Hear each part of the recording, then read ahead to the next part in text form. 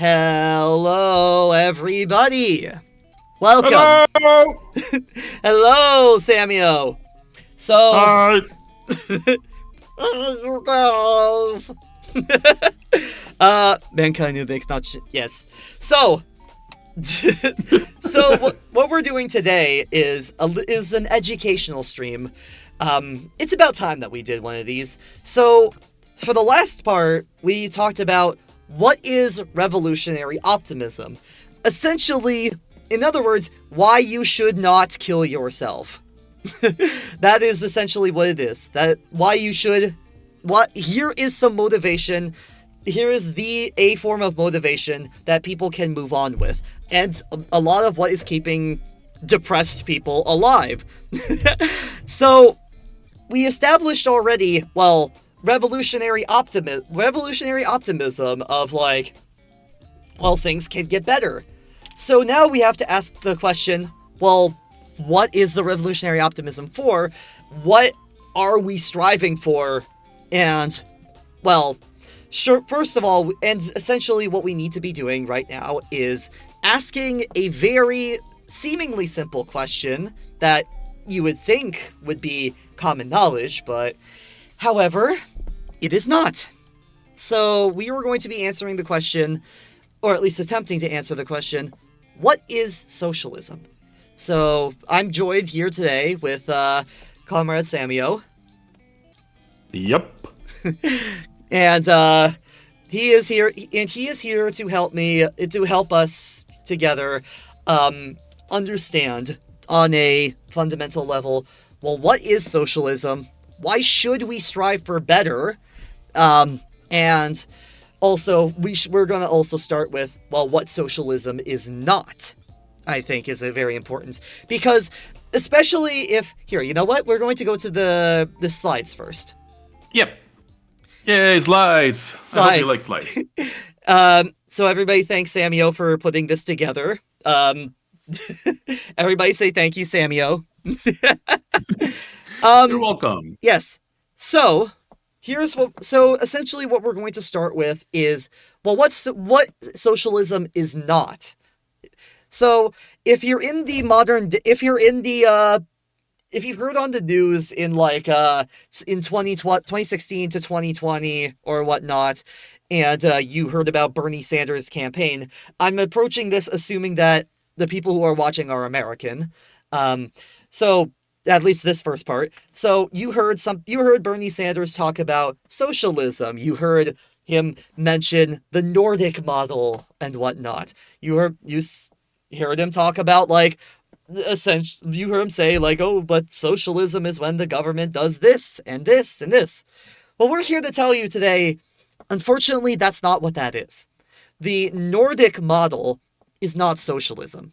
It's capitalism with guardrails. There is still there is still exploitation. It's just that it doesn't happen within their own country. The exploitation happens in Africa and the Middle East. And the other thing about the Nordic model is that the only reason that they Sorry, had, just gonna cut you off. please, There is exploitation still in the Nordic model. It's exactly, just moderate exploitation for the inner country, turbo exploitation abroad. yes, I was actually going to get to that. Also, is that Too bad. no, you're fine. Please interrupt me because I probably forget stuff all the time. But the thing why those Nordic countries had that is because the Soviet Union was literally like their neighbor. They was right across the strait, right across the sea on the Yep. border. So any Norwegian, Swede, or Finn could look over on the border, to look across the border and see that they see, hey, wait a second, the Russians have free healthcare. They have rent that's 3% of their income. There's guaranteed housing. There is unlimited access to education, among other things. Why the hell don't we have that? And then they might strive for better. They might organize. They might unionize. They might strike. And that is dangerous for the capitalist class. So, in order to prevent that, they gave concessions.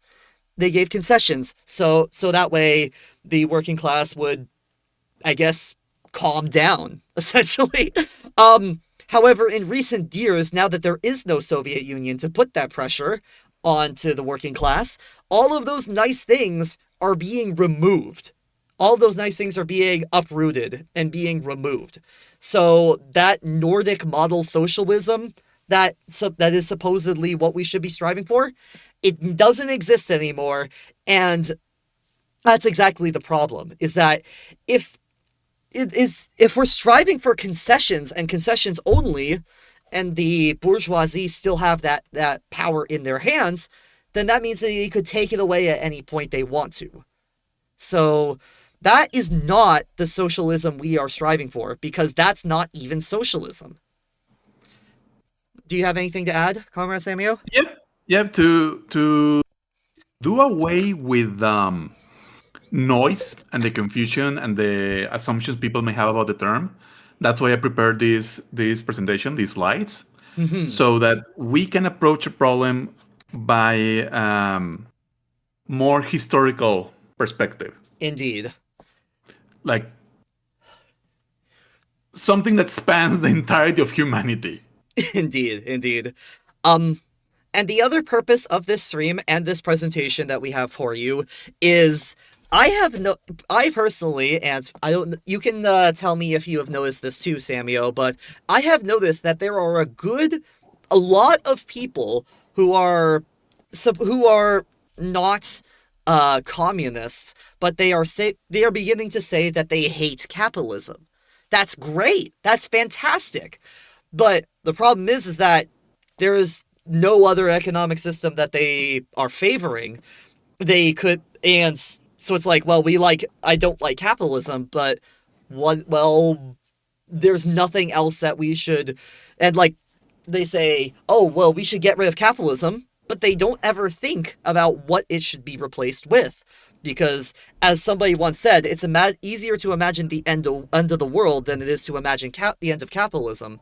And and sometimes that it gets into dangerous territories where it'll get into sometimes it'll get into fascist. They'll become fascist because, oh, we see the problems, but now I'm being told it's the Jewish bankers, it's the Palestinians, it's the trans people, it's these and that and anything but the government.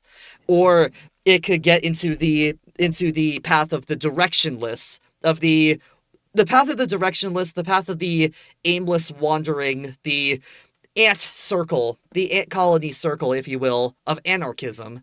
So, and the only reason that those seem to be the only two options is because we have endured 100 years, over 100 years of anti-communist propaganda being shoved down our throat at every single opportunity of our lives.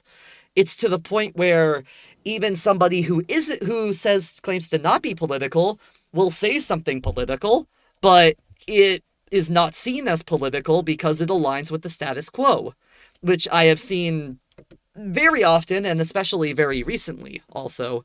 So that is that. That is that. So tell me, Yeah. Samio, do you have anything to add on to this? I have plenty to say, but I am, as some of you probably know from my streams or by, our previous educational stream on this channel, I tend to be very boring and methodical in how I structure my arguments. Well, sometimes that's I, necessary, but yes, continue, please. yeah.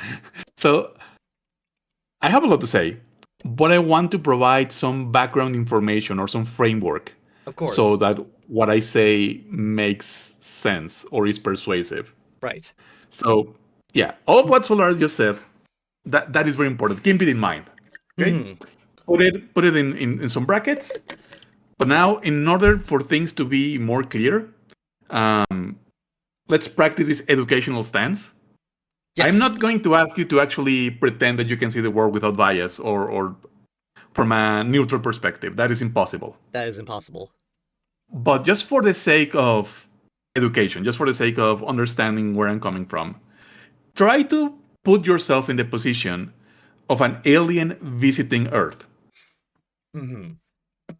Imagine you are no longer a human being with a history on this planet and previous conceptions of what these words mean. Just try to listen to what I'm going to say from suspended perspective. Suspend your disbelief for a moment. Yeah, for a moment. And that means just ignoring what you know about politics and socialism and so on. Now that after we go after that, I can be more specific with the approaches of, okay, how do we do this? How do we actually solve the problem?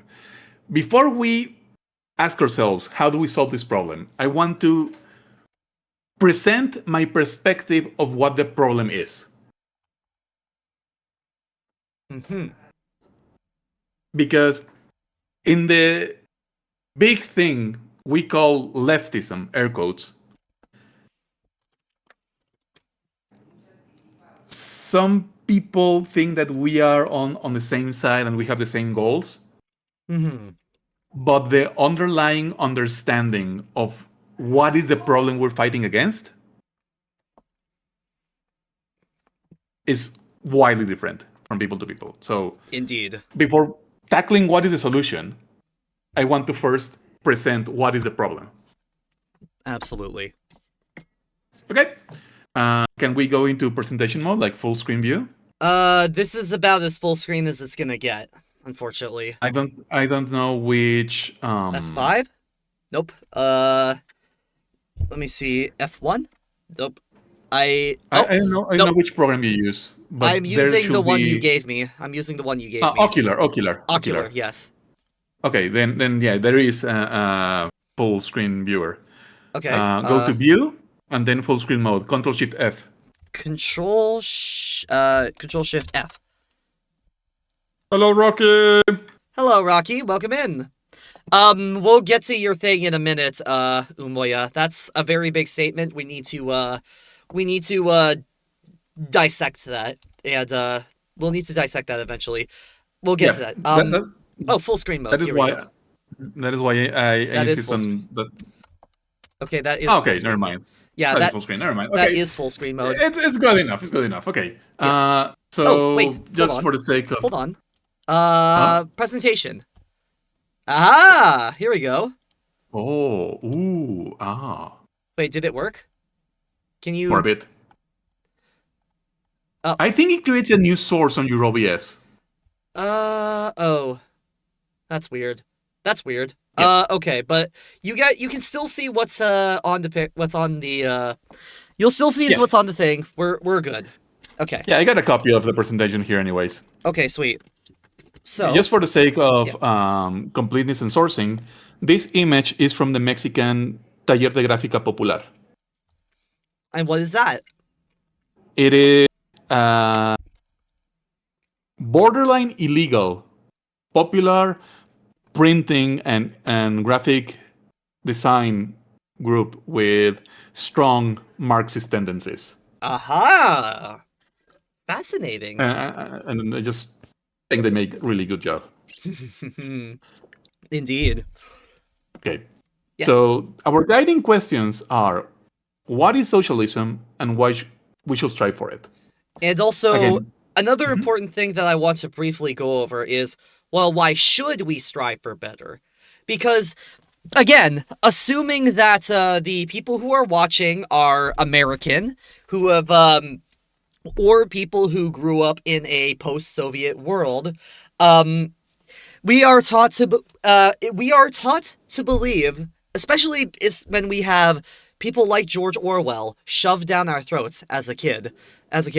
We are the main lesson to be taken away from Orwell's works is that we should never strive for anything better because workers cannot be trusted to govern themselves, and that essentially just accept what you have because nothing can improve.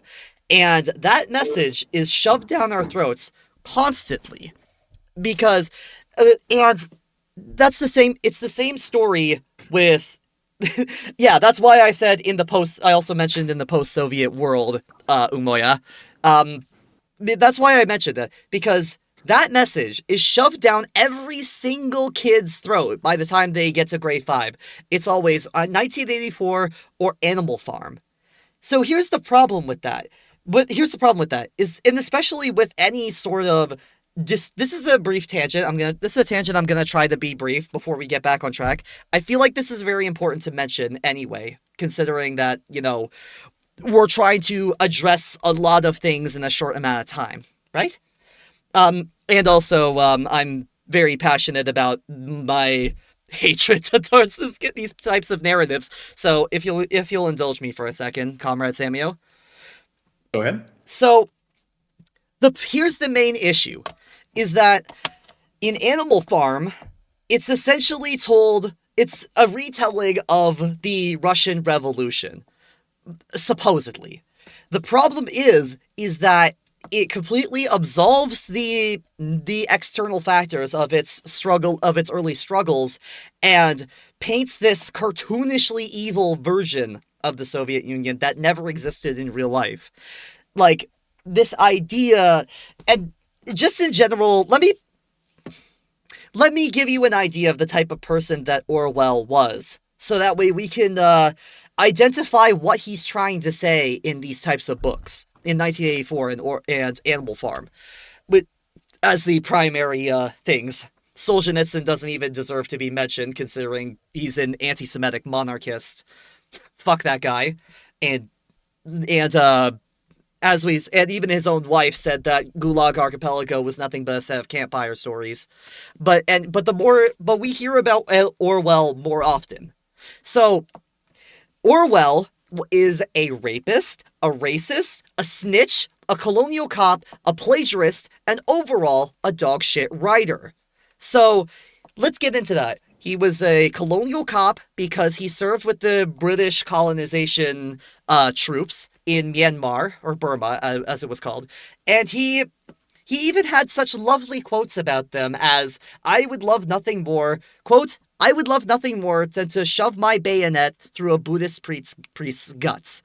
And how he would lament about how woe is me that a member of the occupying force, are not having roses rained upon me. These quote-unquote snivelly little beasts are making my job harder.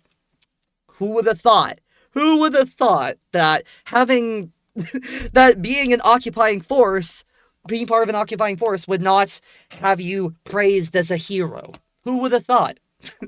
As for the snitch part, he kept paranoid lists of anybody even remotely left-leaning. And we're talking like even the most milquetoast moderate leftists. And he would give them paranoid labels of like, oh, this person, are they Jewish? Is this person Jewish? Are they a Jewess? And whatnot? Like, and he snitched and gave them to the British equivalent of the CIA, what are they called? The MI6? MI15? MI6? MI6 MI6, MI15? Something like, yeah, one of those two. Here's a good report on that. And another thing is that he attempted to, I'm going to use graphic language here, so be warned. He attempted to rape a young girl who was in a wheelchair, failed, and he got away with it. And yet, people who sing his praises seem to call it a botched seduction, whatever the fuck that means. So, but that was an attempted rape. If this was anybody else, that would have been considered attempted rape, and that would be that. And another thing, yeah, racist. An absolute fucking racist. He would call heroes like Paul Robeson, a black American hero who was airbrushed out of history, a racist toward whites, a white hater or whatever, right? Right, Samuel? Am I getting that right? Yeah, he called some... I don't remember that specific detail, but all of the dirt is on that Red Sales link. Yes, Orwell himself, and here's the problem. When Orwell wrote Animal Farm, a parody, quote-unquote, of the Russian Revolution, this was in 1943, the height of Nazi occupation in Europe. He didn't have a single piece in his heart for criticism of the fascism that was raining terror all over Europe. But his only criticism was for the force that was actually knocking Nazi Germany's teeth in, the USSR. In fact, actually, in a memoir that Orwell did, he said about Hitler, and I quote, what's the quote? I'm trying to remember it. It is, I have no personal animosity towards Hitler. I have no personal hatred towards Hitler. Don't get me wrong, I would kill him if given the chance, but I would feel no remorse for it. I would feel no guilt for it. Or I would feel, what was it? I would feel no, I'm paraphrasing, so forgive me. Yeah, the quote is on the Red Sales article. Yes. In the... Yeah. It's when Orwell reviewed Mein Kampf. Mein Kampf. Yeah, exactly. There you go. Not in the memoir. Sorry, I got that wrong. He said, I feel no animosity. I would feel no hatred towards him I would kill him, but I feel no hatred towards him. It feels as if he is destined to win, but fate would not let him. The basic test of human decency for any human is to have a burning hatred for fascism, but not even he but not even he could have that. Not even he has a burning hatred for fascism. His only criticism is for the Soviet Union. And Now, yeah, which is very questionable, very questionable.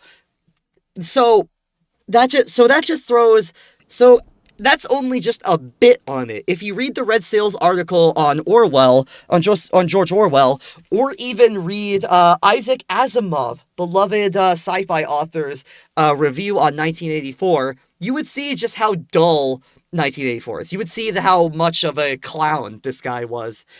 1984, on the other hand, it doesn't even deserve to be mentioned because it's a painfully dull book, and as Isaac Asimov states in his review of it, it was never banned. That book was never banned in the United States because, as a matter of fact, it was quite the opposite.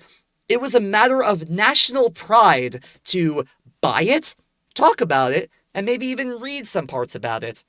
And also, 1984 is a very dangerous book. Not because it speaks truth to power or whatever. No, it's a book. It's a book filled with childish criticisms of vague symbols of authority, right? Childish criticisms with vague symbols of authority, and especially with the the way reason. oppression. Mhm. Look, sorry, may I? I No, would like to just get this one little bit yeah, go out, ahead, go ahead, go ahead. and I'll let you continue. Mhm. The way that 1984 depicts oppression is cartoonishly ridiculous. Like any real oppressive regime would never make it that plainly obvious. In 1984, the way that oppression looks like is the commandant grabs the protagonist by the tie, knocks him on the head like Marty McFly's dad's boss in Back to the Future 1, and says, "Hello, hello, are you paying attention? I'm oppressing you. Hello, I'm oppressing you. I'm oppressing you. Are you paying attention? Hello, look, I'm oppressing you. This is what oppression looks like." So the reader comes away from that thinking that they are armed with the knowledge of what an oppressive state looks like. But that's not what it does. That's not what a real oppressive state looks like. Because to quote Michael Parenti, when Big Brother comes to America, he won't be coming with a twirling mustache and an evil grimace. He will be coming with a smile, open arms, and will question his ability to do his job. So so if anybody comes to you and quotes Orwell or cites Orwell as the reason why we should never strive for socialism, we should never strive for anything better, instead we the workers should just roll over and take it because we can't do any better, you know that they have nothing. They don't know what they're talking about. Maybe they've read the book, sure, but they've never read anything outside of that book. It would be like if somebody only read the Bible and never read a book on science. So they still think the earth is flat. They still think that God created the earth in a few days instead of knowing that the earth is round and that the earth was formed millions of years ago. So that's my little rant on Orwell. And now we know what socialism isn't. What socialism isn't is we've knocked out those two main things. Samuel, Okay. you had something to say? Yeah, just going to say that. Yeah, the reason it's okay. So actually, two things. One, Please. the character assassination is great. Mhm. Love the slander. But even those things are true, and I believe them to be true, we still have to contend with those books as arguments. Of course. Now, like, yeah, Mr. Orwell could have been a horrible person, but if his points were valid, we will still have to attend them. But the thing Indeed. is, Animal Farm and 1984 are the equivalent of depicting you as a soy jack and telling you, I won. Exactly.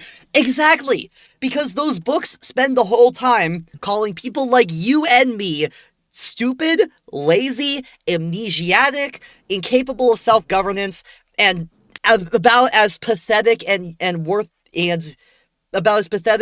incapable of doing anything as a 5-month-old baby. So yeah, but ultimately, the books are not arguments; they're just caricature. They Exactly. tell you, oh, the people I don't like are like this. But Exactly. why though? But why? Like, can you back it up? No, I can't. You're Because they're just stories. They're just silly stories. That's it. they're just badly written children's stories. And yeah, the dangers of 1984, as you said, it's like it paints you a colorful, cartoonish version of what oppression is. So it makes you unready because all you have is a vague memory of an image of a cartoon of what it may look like, but it does not give you any understanding. The other risk, or the other reason why it's a dangerous book, and that makes it sound way cooler than it is, it's just, but that's how it Mhm. is that it teaches people to self-victimize. Rupert just mentioned the Jacob Geller video, Oh. which I mostly disagree for the most part. Mhm. I thought Geller fumbled on that one. But he has a point. He has a point that 1984 has this quality that allows everyone to self-victimize by reading Absolutely. it. And the other thing about 1984 is that if it were a critique on capitalism, it would still be a shit book, but at least the Yeah. criticisms would be a little bit more accurate, right? But the problem is that like they would be a tiny bit more accurate, but not by much. But like even still, these are just these books are just filled with like so much like nothing criticisms. Like they don't reflect reality, the reality of the USSR or China or East Germany or Cuba or North Korea or any actually existing socialist nation. They're nothing criticisms, but like the fact that it's been shoved down everybody's throat, everybody, including you, me, and I'm sure you've read it too. You were forced to read it too in school, weren't you, Samuel? Like, uh, did you? I don't know because I read it when I was in high school and I homeschooled myself. Valid. Um, but yeah, like the fact that these nothing arguments are presented as definitive proof, it just makes actual education on like yes we can strive for better and we will not be as evil as the oppressors if we do, which is a really silly trope. I hate it so much. uh, Yep. it makes it our job as educators annoying and tedious, because it's like, oh well, what if you could have 3%? What if you could have a really nice apartment, and have it be worth 3% of your income? Okay, but have you considered 1984? Uh, okay, well, how about free healthcare? But have you considered Animal Farm? Oh, all right, sure, but what about free access to education from daycare to university level, and it's all paid for by the government? Okay, but have you considered 1984 and Animal Farm? And we're just sitting here with our face in our hands, like Yep. it's That's ridiculous. why Yes, I'm choosing this method. I'm gonna try to avert completely the discussion yes. by reaching it not from the present but from the past. Mm-hmm. But we will also talk about the present too, and talk about Oh yeah, actually, yeah. yeah, we will show like examples of actually existing socialism happening right now, and we will look to the second most powerful economy in the world and showing you why. Essentially, see all that success, see all that happiness. That's because of socialism.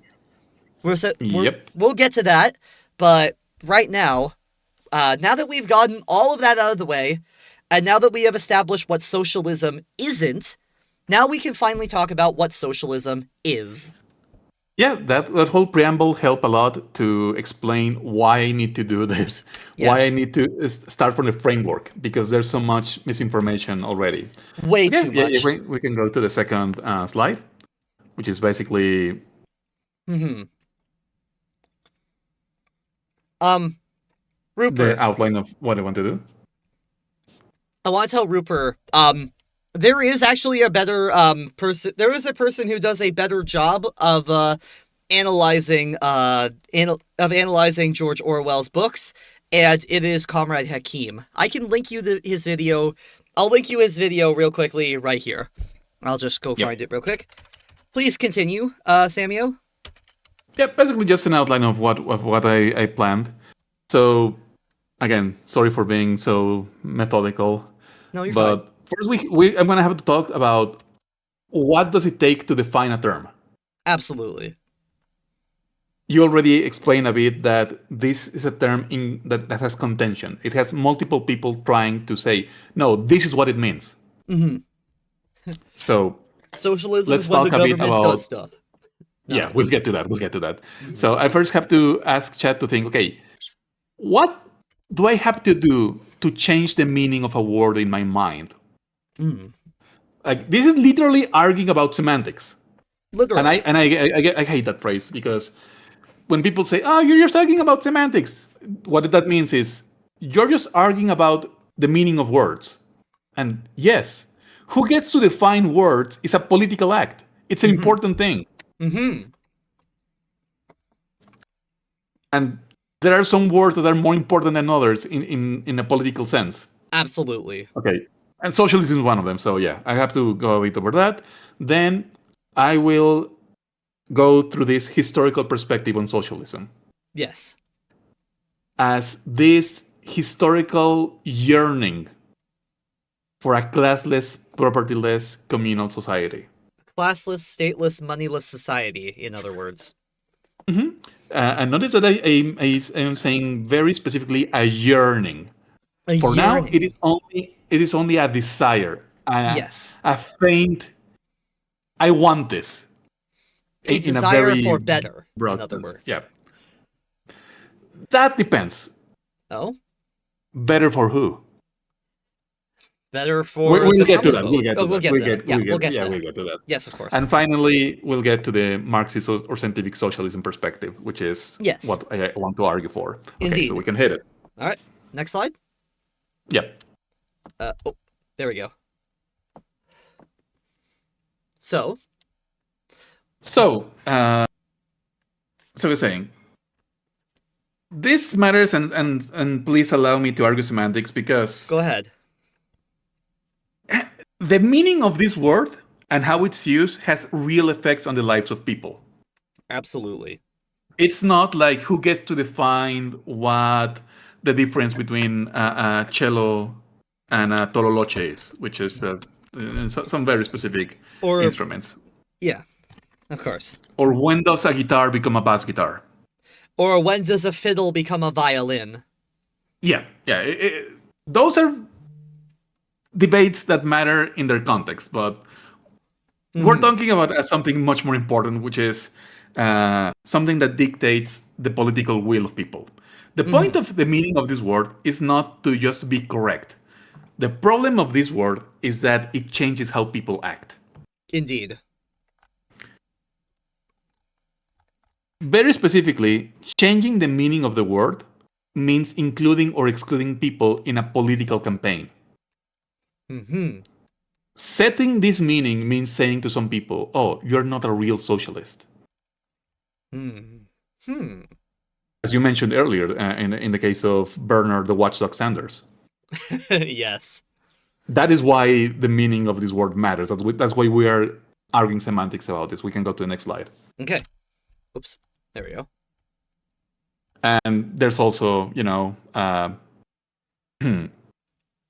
a very real risk involved to being labeled as a socialist, because here we have Uncle Sam saying that this country is unhealthy for every kind of Bolshevik reds, agitators, disorganizers of our labor or business, with a rifle on his lap. Damn. Yep. Yes. I mean, depending on the context, getting labeled as a socialist can get you in deep shit. Indeed. Because, yeah, please. So it's not an idle definition. It's not a technical argument that's just debated in academia. This is a life or death issue in some cases. Indeed. Because, if you just say, "Oh, I'm a socialist," and you just mean the Nordic model, which, as we discussed earlier, isn't actually socialism, then you're probably not going to be considered a threat. You're not going to be you're essentially a radlib, a radical liberal, in other words.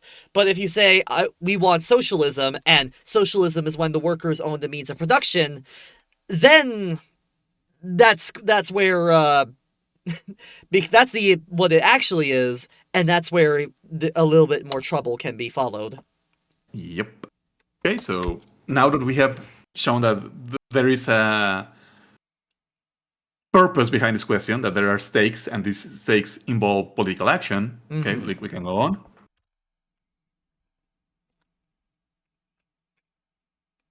So how do we actually battle the meaning of words? There are two main schools. The people that believe language has rules and that you can have correct uses of language, which are called prescriptivists, because they prescribe how language should be used. And the people that say, well, actually, that's impossible. You cannot order people how to use words. People will use a language they get however they can, and language and meaning will change based on use. These people think that the role of language studies is a more anthropological description on how different communities use a living, changing language. Personally, I believe that prescriptivism has been basically almost dethroned. Yeah, I would agree. I would agree too. Also, it seems to be the case. I've seen a lot of people. I've heard a lot of people say, "Oh, well, language is made up. You can use a word however you want. You can use a word however you want, and just language changes and evolves all the time. Just let it happen." Essentially, that's what I've heard in recent Yeah, I years. mean, it's a reality. You cannot create a constant enforcement of language. But then, basically, this means that we have to answer a question: who are we to tell people how to use a word? And really, it's not from our authority that we're saying that, yeah, this is the correct way to use the word. We can go to the next slide. Oh yeah.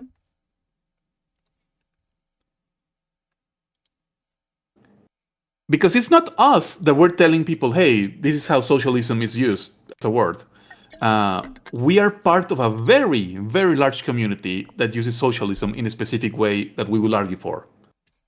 So it's not that you have to use the word. It's more like, oh, if you want to understand what these people are doing, these people being the second largest political movement in the world, then I will explain to you how we use the word. It's up to you if you want to use it this way. I mean, I cannot force you. Of course. So I am ultimately being descriptivist about the community that Solaris and I belong to, this political community of Marxists. Indeed. Okay, we can go to the next slide. Marxist, Leninist, whatever you want to call it. Marxists Marxists in general. Yeah. Language is a product of our material conditions. This is a part of cultural product of these conditions. It also influences them in kind, is what I've come to understand, says Rupert. Rupert is right. Indeed. That's just about it, right? That is the material stake. Absolutely. Okay. Yeah, we can go to the next slide. Right. Okay, so again, the point is not in this stream who gets to define socialism and that we are the correct one and everyone is not correct. The term is not important, not in this stream. What is important is the content of the definition, what I want to tie the term to. If people want to believe that socialism is when the government does things, fine. I cannot force you to think otherwise.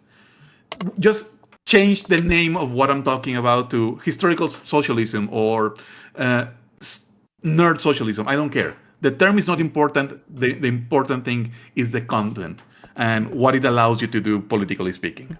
In other words, in a similar way to how Dr. Michael Parenti once said, he was talking about like what to label socialist countries, but in this case we are talking about, well, how do we label socialism? You can call it historical socialism, you could call it scientific socialism, you could call it camels, window shades, whatever, as long as we understand what we're talking about. And in this so in this context, we know what we're talking about now. We know what we're talking Next about. slide, please. Socialism is the USSR, is China. Those are the two primary examples. Yes. So, please continue. Also, another warning: we are not going to extinguish the question, "What is socialism?" No, absolutely not. It has extremely broad approaches. We are only adding one more block to this growing body of internet theory that hopes to be both interesting, entertaining, and easy to understand. Mm-hmm. Absolutely. So if you go watch Hakim, if you go watch Revolutionary Thought, if you go watch any of the other multiple channels, if you go read another book, my answer will match, but it does not exhaust the question. Absolutely not. We are not in a position, like the examples I just mentioned, but each one covers slightly more, and the totality of answers paints a broader, richer, fuller picture. Indeed. How do we feel about socialism for all? Yeah, that's the goal. No, that's a We, that's we a get content creator, and that's a content oh creator. They are very firm in their belief that China is not socialist. oh I disagree. China, yeah, we disagree, and see, this is what the problem is. That is why I have to do this forward about what is the point of arguing about words. yeah, exactly. So but yeah, we say China is socialist, but the explaining why it's socialist is a very long and, to be honest, a very exhausting conversation. And what we are doing here isn't going to be about that. What we're doing here is essentially trying to speak to the everyday person, and we're trying to say, well, we first said, here's why you shouldn't kill yourself, because there is stuff to look forward to. And then, well, here's the thing to look forward to, and this is why it's a good thing.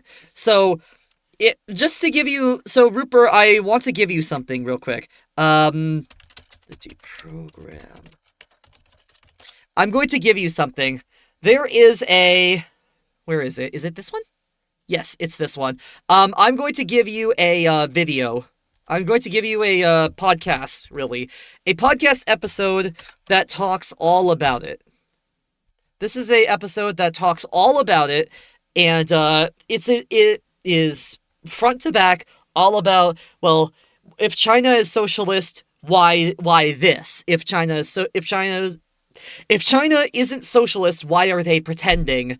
What if China isn't socialist? Why have they not gone down the path of post-Soviet Russia?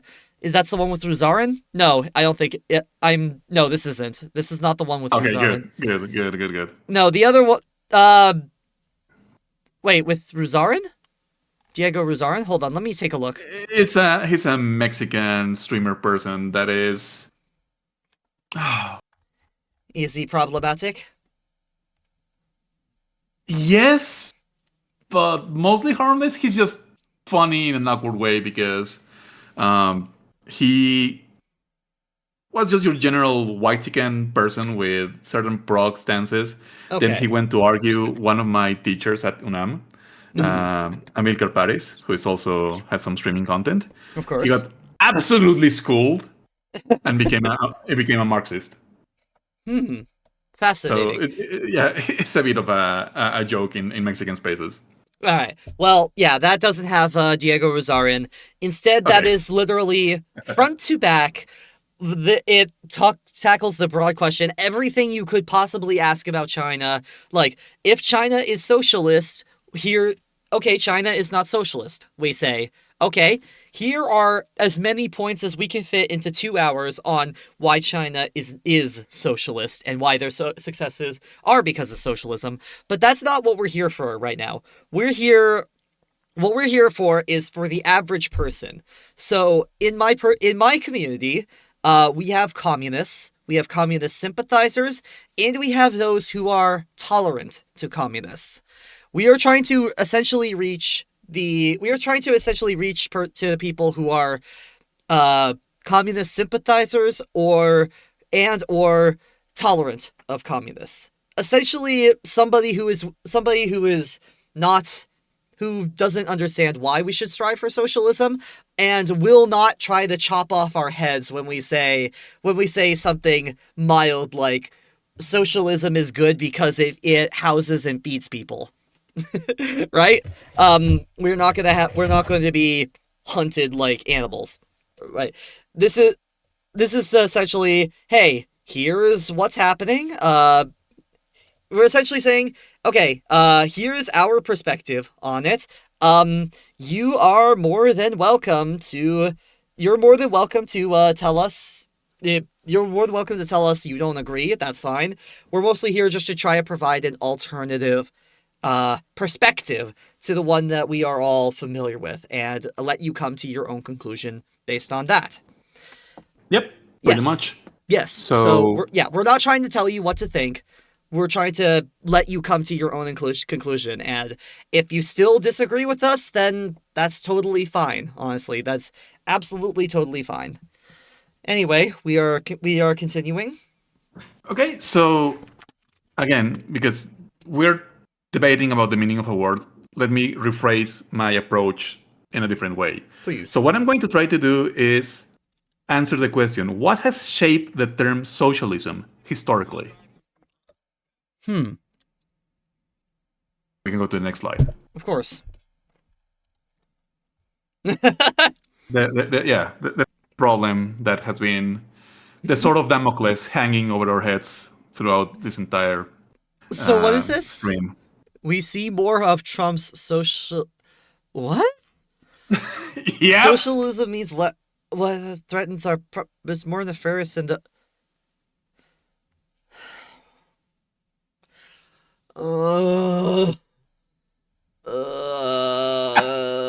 Trump is not a socialist. If socialism is when government does thing, then Trump, who is in the government, is socialist. Wait.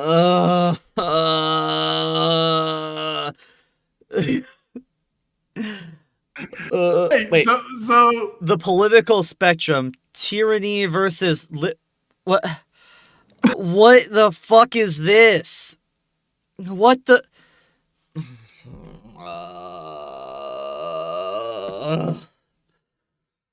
See, that is... You can't see it because it's behind me, but you have Karl Marx throwing out the political compass, all these political compasses. True, very base. And if capitalism is so great, why does it need to be bailed out by socialism every 10 years? Exactly. But it doesn't. It's not socialism. It's not socialism. So we don't know what socialism is then. A lot of people don't know what socialism is. That is the problem we're facing. That I have to deal with a bunch of misinformation, some accidental, some willing, about the term socialism. Okay, so socialism cannot be when government does things. Socialism cannot be reduced to government intervention, because if you do that, then you'll reach completely contradictory, absurd ideas, such as calling Trump socialist. That is the most batshit insane thing I have heard anybody say.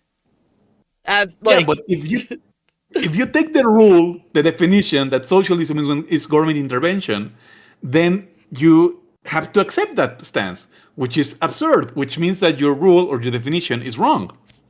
Absolutely. Jesus. So maybe you won't agree on my definition of what socialism is, but I'm going to ask you once again, try to suspend all these notions of socialism so far. We are not talking about socialism as government intervention. We're not talking about socialism as the political spectrum. We're not talking about socialism as giving voting and marriage rights in a liberal republic to disenfranchised people. Even that, none of that is actual socialism, okay? Right. please try to suspend any of these lingering notions, many of which are like maliciously built. There's a revolutionary thought video about the political compass. I It's yeah. like the first half.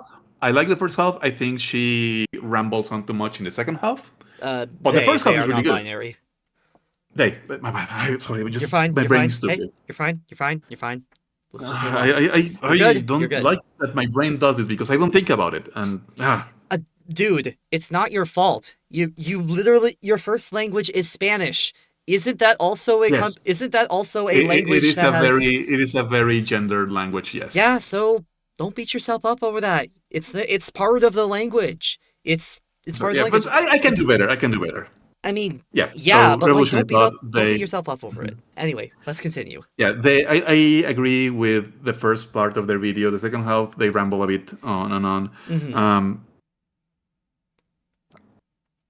So where were we? We were yeah. Ultimately, the thing that I wish they said in that video is that the idea that politics have a direction is flawed. That is a metaphor of thought that leads us to very confused stance. Hmm. You don't reach socialism by changing particular stances or postures so that you gain enough points in a direction.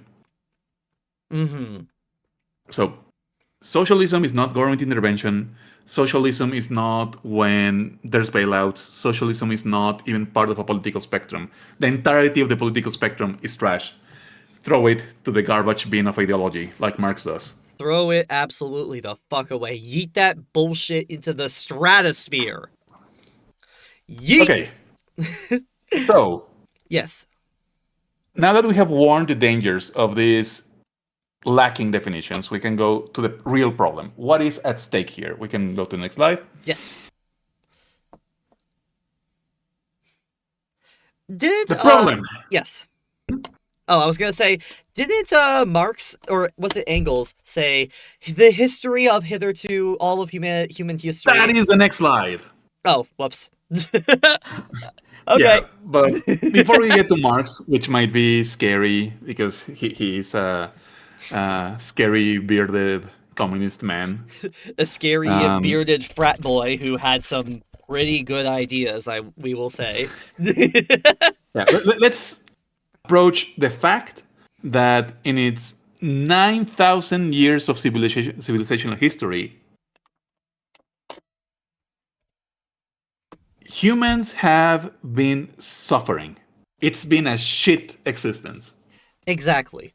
Everything has been related to class. The ones who own, the ones who have, and the ones who have not. Think back to ancient Egypt. The pharaoh had slaves. A large majority of the people were slaves, and they were paid in with barely anything. They lived shit lives, miserable lives, and so on. There were slaves in Rome. There were Mhm. people being paid pennies, being paid in almost if they could get away with it, they would pay them with nothing. It would just be labor without repercussion, without repayment. It's the same thing with feudal society. Same thing with feudal society, with monarchies. Ancient think back to like England in like the 12th century. Think even back to the colonization of the Americas. They had slaves from Africa come in. It was always based around the exploitation of one class over another. And once you notice it, you can see it everywhere. Everywhere you look. Everywhere you look. And anyway, Yeah, yeah. ultimately, yeah, those are all the examples in the pictures. I'm very glad you were able to discern each and one of them easily. Hmm. Although I'm not sure what In this very one simple is. terms, Not sure what sorry, this one what? is. I know That's Roman slaves. those are Roman slaves. Okay, yeah. So I was able to Yep, get them right. All right. yep. So exploitation by class just means that there are people in society that produce more than they take. Absolutely. They are a net gain to the rest of society. Hmm. those people are the ones who work. We Absolutely. can even call them workers. Workers, if you will. The people who do the work, as opposed Yep. to the master, the ones who benefit from the work. So, Solaris, I heard you like this game called Vintage Story. I do. I very much do. How did you know? Just a hunch. Yeah, just a hunch. Just a hunch. So, Vintage Story, along with Civilization, paints a very clear mathematical view of human society, in the sense that it's a constant grasp for more calories. Hmm. In Vintage Story, you constantly have to maintain your caloric needs And food. nutrition levels. Yes. Yep. Indeed. And unlike real life, in Vintage Story, you have died many times. Yes. Yes, I have died many more times than I'd like to admit. Okay, so I find those games, Vintage Story and Civilization, really useful to understand why class society emerged. Imagine you are somewhere 9,000 years ago. Okay. No, not... Yeah, 9,000 years ago. Yeah. Yeah, about 9,000 years ago, yeah. And you finally get to a point where you are growing more food than what you consume. Okay. Throughout 240,000 years of Homo sapiens existence, that had never been the case. Yes. Indeed. Yeah. No, yeah. Like, it's always been you grow what you need, and you take what you need, and you never over farm or over harvest, because then if there's no mouth to feed with that food, it will rot. Yep. So... And it would be a complete waste. Hey, hello, Damien! Hello, welcome in, everybody. Hello, guys. You are just in time for a educational stream. We're just in time for an educational stream. Hello, everybody, welcome in. We're even talking about Vintage Story. We were just talking about Vintage Story, yes. So, in your first days in Vintage Story, Yes. you are spending most of your time hunting and gathering. Indeed, yes. And you are barely raking even in your homeostasis. That means you waste about as much calories hunting and gathering than you gain from getting them. Indeed. And also with mining as well, but that's probably not relevant to the question. Hang on, we got a bot. Die, bot. You got it? Thank Got you. it. Thank you, my friend. Okay, now imagine Okay. if you had 3 players that could coordinate and hunt people more efficiently than you. Yes. Because you know how you waste so much calories chasing after deer? Yeah. If you have 3 people, you can triangle in on the deer. You can such that you can circle them, you can corner them. Yeah.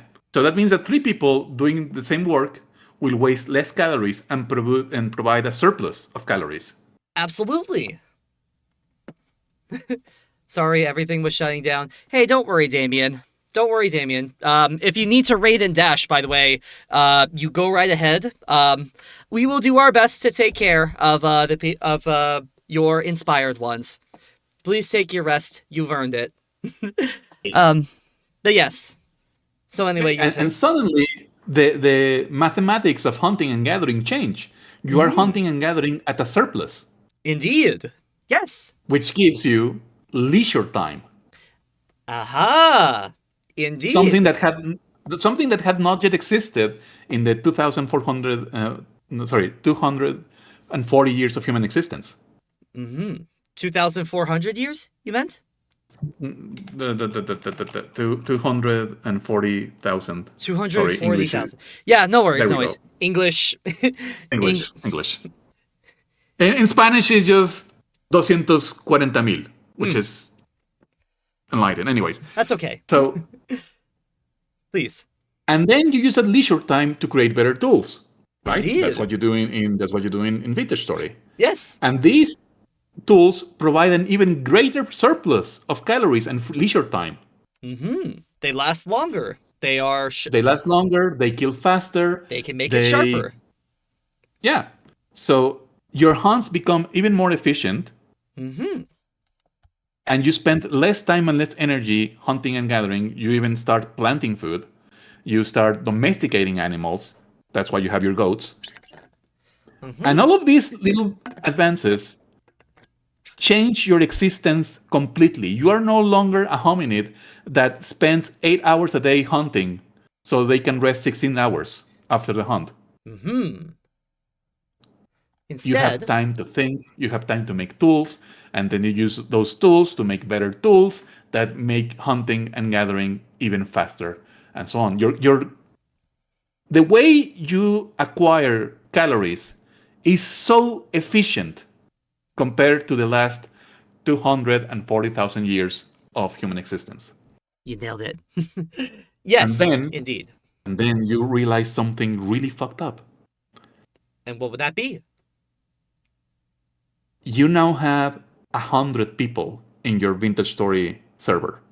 Ah. If 99 of them work, you can spend 24 hours a day scratching your ass. Very true. Very true. The problem is, they see you scratching your ass and they don't like it. They think that's unfair. Indeed. Because, like, So yeah. you go to the best hunters, which are 15 of the 100 people in the Vintage Story village. And because the rest of the people, they selected a non-melee, non-hunter class. They are miners, they are farmers, they are people who knit, who make fabrics, and so on. Tailors. You, Tailors, tailors, leather thank you. workers, Yeah. masons, potters, whatnot. Yeah, it turns out that dividing labors is efficient. Indeed. But the problem is now you have 15 people who are really good at violence and 84 who are really good at producing things, but not violence. So you really want to spend 24 hours a day scratching your ass. Indeed. No. So what you do is you tell the people, okay, you 15 people, you hunters, you squires, you people who do violence, I'll let you scratch your ass for 16 hours a day, so I can scratch my ass for 24 hours a day. If you tell the rest of the people to work harder, so we can scratch our asses while they work. And that's... You have invented class society. There it is. And there it is. This happened around 9,000, 8,000 years ago, somewhere in West Asia. So about a few dozen years before the rise of ancient Mesopotamia, would you say? Yep, pretty much. Ancient Mesopotamia is a result of class society. Indeed. And it did create a society in which, there were structured houses, there were there was mass farming, which could feed a lot of people. It did have a lot of benefits at the time, considering that it was going from, hunter-gatherers, nomads, to a concentrated area of many people, right? So that's the thing, is that these things were useful and they were progressive in the context of their time. However, if one is observant enough, you could see that it eventually gets replaced with a more efficient system. If you Which is Bronze Age slavery. Yeah, it gets more. Is the process indigenous civilizations in this continent analogous? Is the process what? That is a question of anthropology. Yes, that is. So that's... Marx and Engels thought that some people, Engels is in his otherwise banger of a book, the origin of the nuclear family. Origins of the family, private property, and the state. That's it. Yes. So yeah, I have it on tap. Engels believes that no, not all civilizations went through this process, and he believes that in the Americas and in some other place that he didn't know of, people remain in what he calls a barbaric stage, which is an unfortunate term, but It's that's a what. it was What a he yeah. was a product of his time. This was around the No, no, no, no, 1860s, no, right? no. Engels was not a product of his time. He was above and beyond his time. That is true. Yes. So, It's so imagine what the really shitty people were like back in the yeah. 1900s. Yes, indeed, indeed. It's what I meant to say is that the terminology itself, not Engels or Yeah, Marx, yeah, the no, terminology itself was a product of their time. yeah, Back when they were still doing race science with by skull measuring and whatnot in comparison. exactly. So we can Yeah, there were use several. updated terminology now, but Yeah, that's a direct, more or less a direct quote.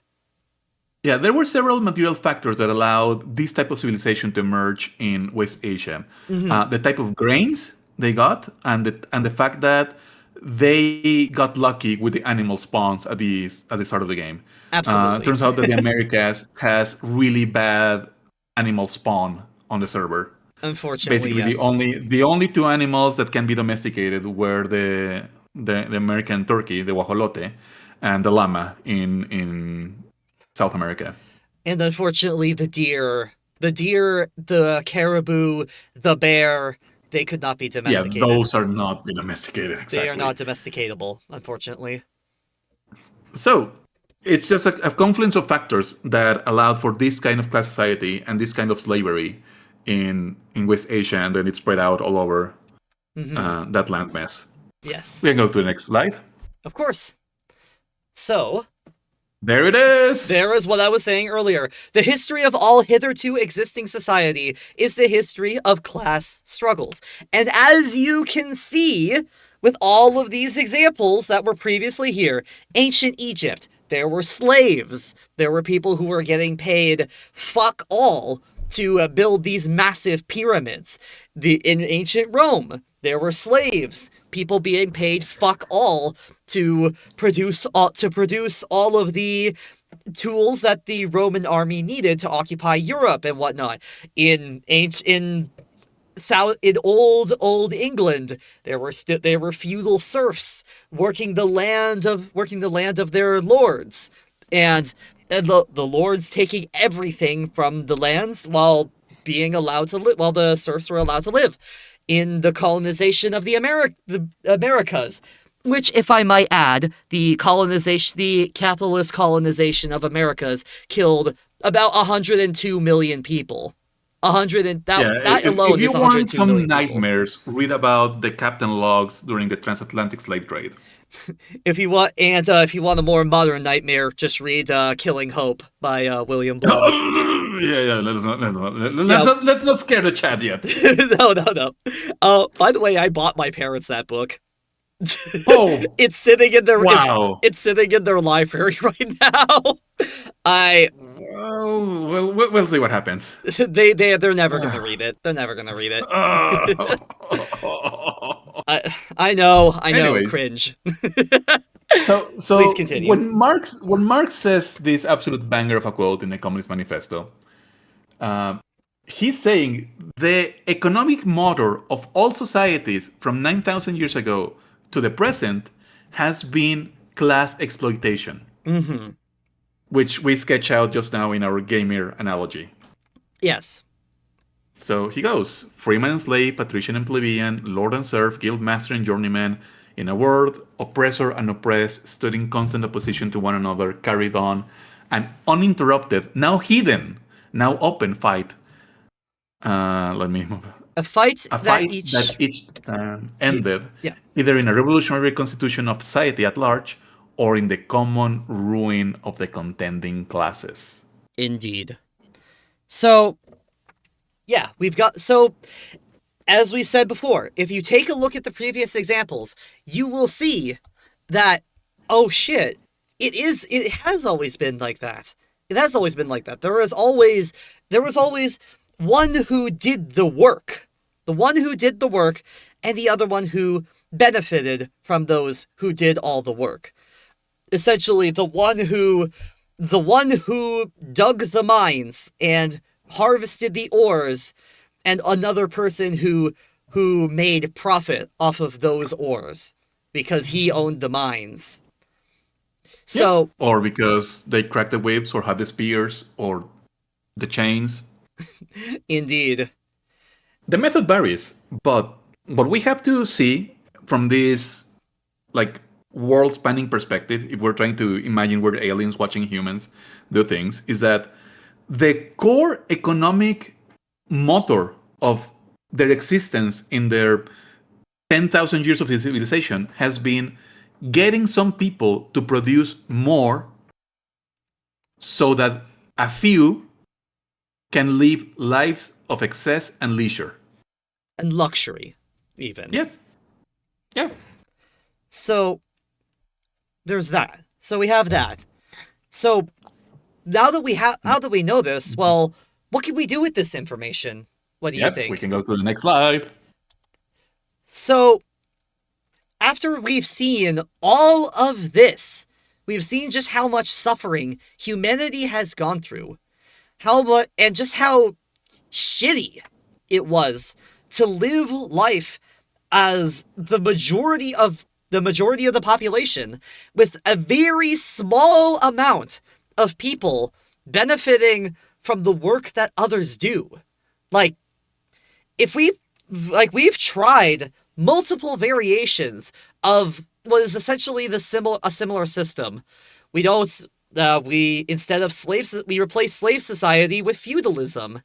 We and it is fundamentally run on the exact same principle. The ones who own everything and the ones who work to maintain that everything.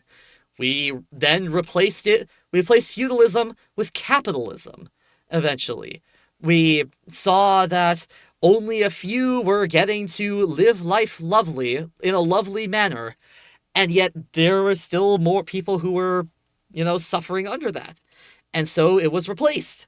And it's been replaced with essentially it is I hate to use this type of terminology, but it's essentially we have a new boss, but they're exactly the same as the old boss. It's been this Yes similar. and no. Yes and no, right? Because there are differences. There are differences, but if you scrutinize it on a fundamental level, the slave master in slave society is the same as the king, as a king to the master, as the bourgeoisie, the capitalists, is to the king. They are all similar. So throughout human history, we have essentially tried this. We have let me put it in a metaphor like this: we the 99% are mice, and throughout the history of mice, we have been trying to make cats our leader. We tried black cats and white cats. We've tried striped cats and polka dot cats. We've tried mountain lions. We've tried lynxes. We've tried pumas and panthers. We've tried every single type of cat under the sun. And eventually we keep thinking, okay, we're gonna find a new cat, and this cat is going to have our best interests in mind, and this cat is going to finally free us. However, however, oops, however, a certain bearded man and his best friend with a bigger beard, came together from a group of people who were already thinking about that type of thing, but were having trouble coming to a conclusion. So these two had an idea. We have always had a government made out of cats. What if we have a government made out of mice? We are all mice. Shouldn't we have a government that is made up of the mice like ourselves? And so when the cats heard that, they did everything in their power to make sure that no mouse could ever come to power. So they threw them in jail. They locked them up. They killed them. They burned down their villages. And the mouse would say, you can lock up a mouse or a human, but you can never lock up an idea. Anyway, please let's continue. We can see like we're gonna escape from metaphors to the historical examples. Yes, let's. That was a So good example, right? I think it yeah, was. it's a good metaphor. I'll Yes, provide like concrete examples soon. please. So the question is, will ending class society make for a better world? That is a good question. Would any of this actually be better? And some people, Orwell, have said no. Have said no, actually. It would not make More things better. more Instead, blatantly, Nietzsche, Heidegger, and other conservative thinkers have said no. There are superior men, and society is improved when superior men use the work of the lesser men to produce great art. That is the Nietzschean plan. but that is also great man theory. Yes, yeah, Nietzsche is a believer in the great man. He called it the Übermensch. Ugh, that's gross. Where have I heard that word term before? Uh, Oh, I wonder where I've heard that before. anyways, You know who we're talking about. yeah, Anyway, yes, but let's not get TOS'd. yeah, let's not. Let's not. Anyway, So, let's continue. what I want to say is that if you believe that ending class society will make for a better world, you then have to answer a technical question. How do we build a society whose main economic engine does not depend on exploitation? Because one thing is wanting a better classless world, and then another is how do we actually do it? And Now, also, there have been attempts at classless society, and we'll go to them in a bit. Please, we, please continue. we will also quickly ask, well, yeah, but have any of them actually worked? Is another question that one would ask about that. Have they worked? What have they accomplished? And like what what do they have to show for it? We'll get to that eventually. The good But thing about that question is that it is scientific. We can actually verify it. we can verify it. Yes.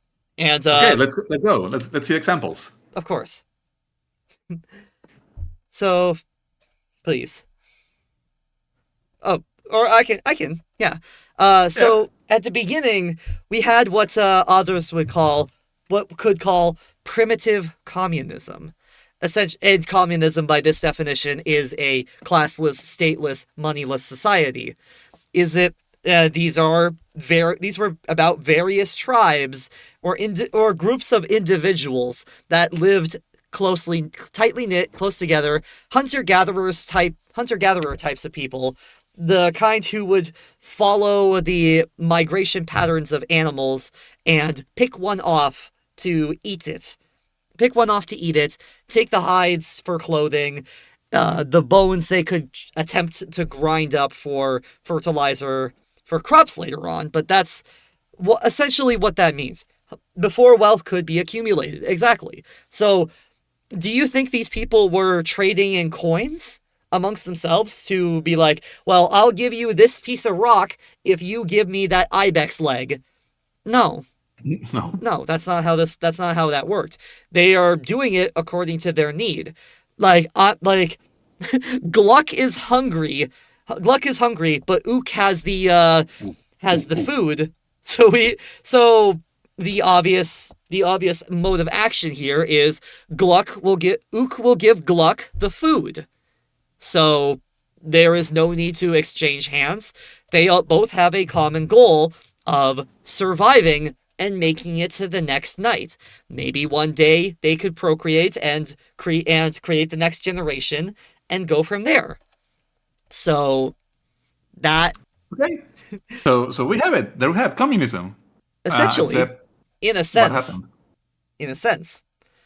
But what happened? Is that in the Happened next to these slide? people? No, no, no. I'm just asking you, like, What happened? why? Yeah, what happened? Well, let's see. Please correct me on this, but because I have a feeling that my answer might have to do with some of the things that I learned in school, which, school is important. Stay in school, guys. Stay in school, guys. But so from what I understand, these people were their way of life was essentially wiped out when the agricultural revolution came about and people learned to farm. And when people learn to farm, you can find when people learn to farm, you can find a person who says, "Hey, I control the food now, and people are going to want to build settlements right next to me, so that way they could benefit from my crops.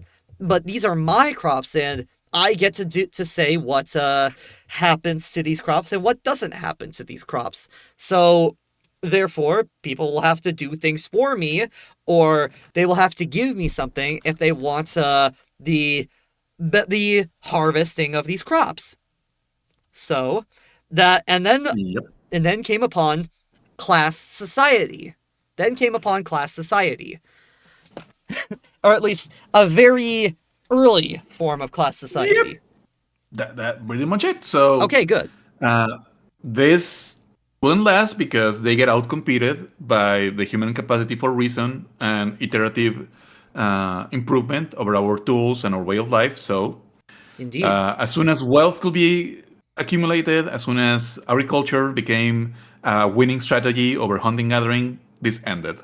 And so this is not the answer. We can continue. This is indeed not the answer. So next, early Christian communities. Why don't you take this one? You probably have more insight about this than I do. So, in the Acts of the Apostles, which is a dubiously historical book, but this can be corroborated by other sources, um, we have this following paragraph. It is Acts 2:43 to 47. And fear came upon every soul, and many wonders and signs were done through the apostles. Basically, they had level 3 healing spells. Lucky bastards.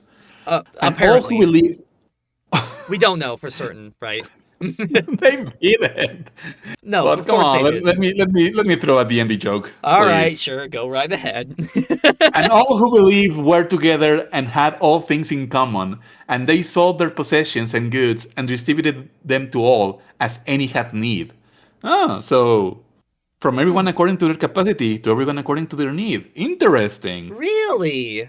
And where have we And day heard by such a term day, before? and day by day, attending the temple together and breaking bread in their homes, they partook of food with glad and generous hearts, praising God, having favor with all the people. And the Lord added to the number day by day those who were being saved. So, So, um, early Christian communities in the Roman Empire tried to do the whole moneyless, classless, propertyless communal living. And apparently, I mean, if you are some sort of Christian literalist, you should live like this. I don't know. Someone tell the evangelical mega churches that they are not being very Christian like. the mega Anyways, churches being not Christian? What an wow. Whoa! What an idea! My goodness, that's such a revelation. Yeah, but can you go to the next slide? Of course, my friend. So how did that go? So how did that go? Well, turns out that if you just want to make a really good communal society based on vibes, while inside the Roman Empire is going to literally throw you to the dogs. They are going to persecute you. You cannot because if it's vibes based, if there's no actual structure to this level, to this idea of thinking, then it's going to fall apart with even a light breeze, and then you are left with nothing. The problem, though, what really killed these communities was not persecution. What killed these communities was Constantine the Great becoming Christian and saying, oh, let's incorporate this belief into our class-based structure, and thus creating the Catholic Church.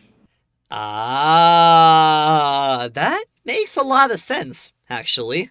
that makes so much sense. That makes so much sense. So, in other words, the Catholic Church, the fucking Vatican, the papal state, is essentially a several generations evolved Roman societal structure.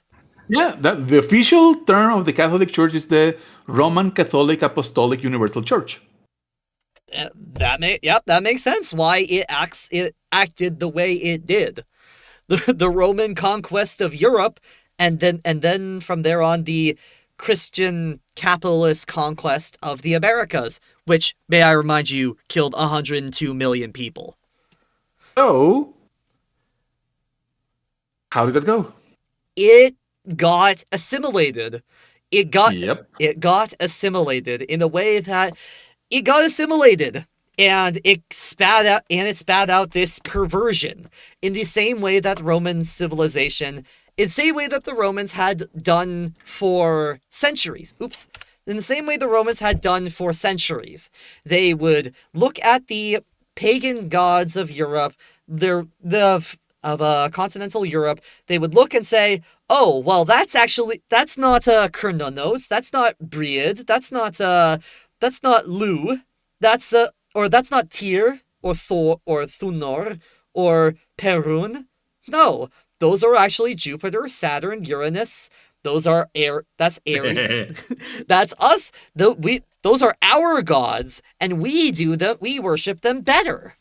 They incorporate it and assimilate it, and everything that we now know, that everything that we know about these people is only based on what the Romans described.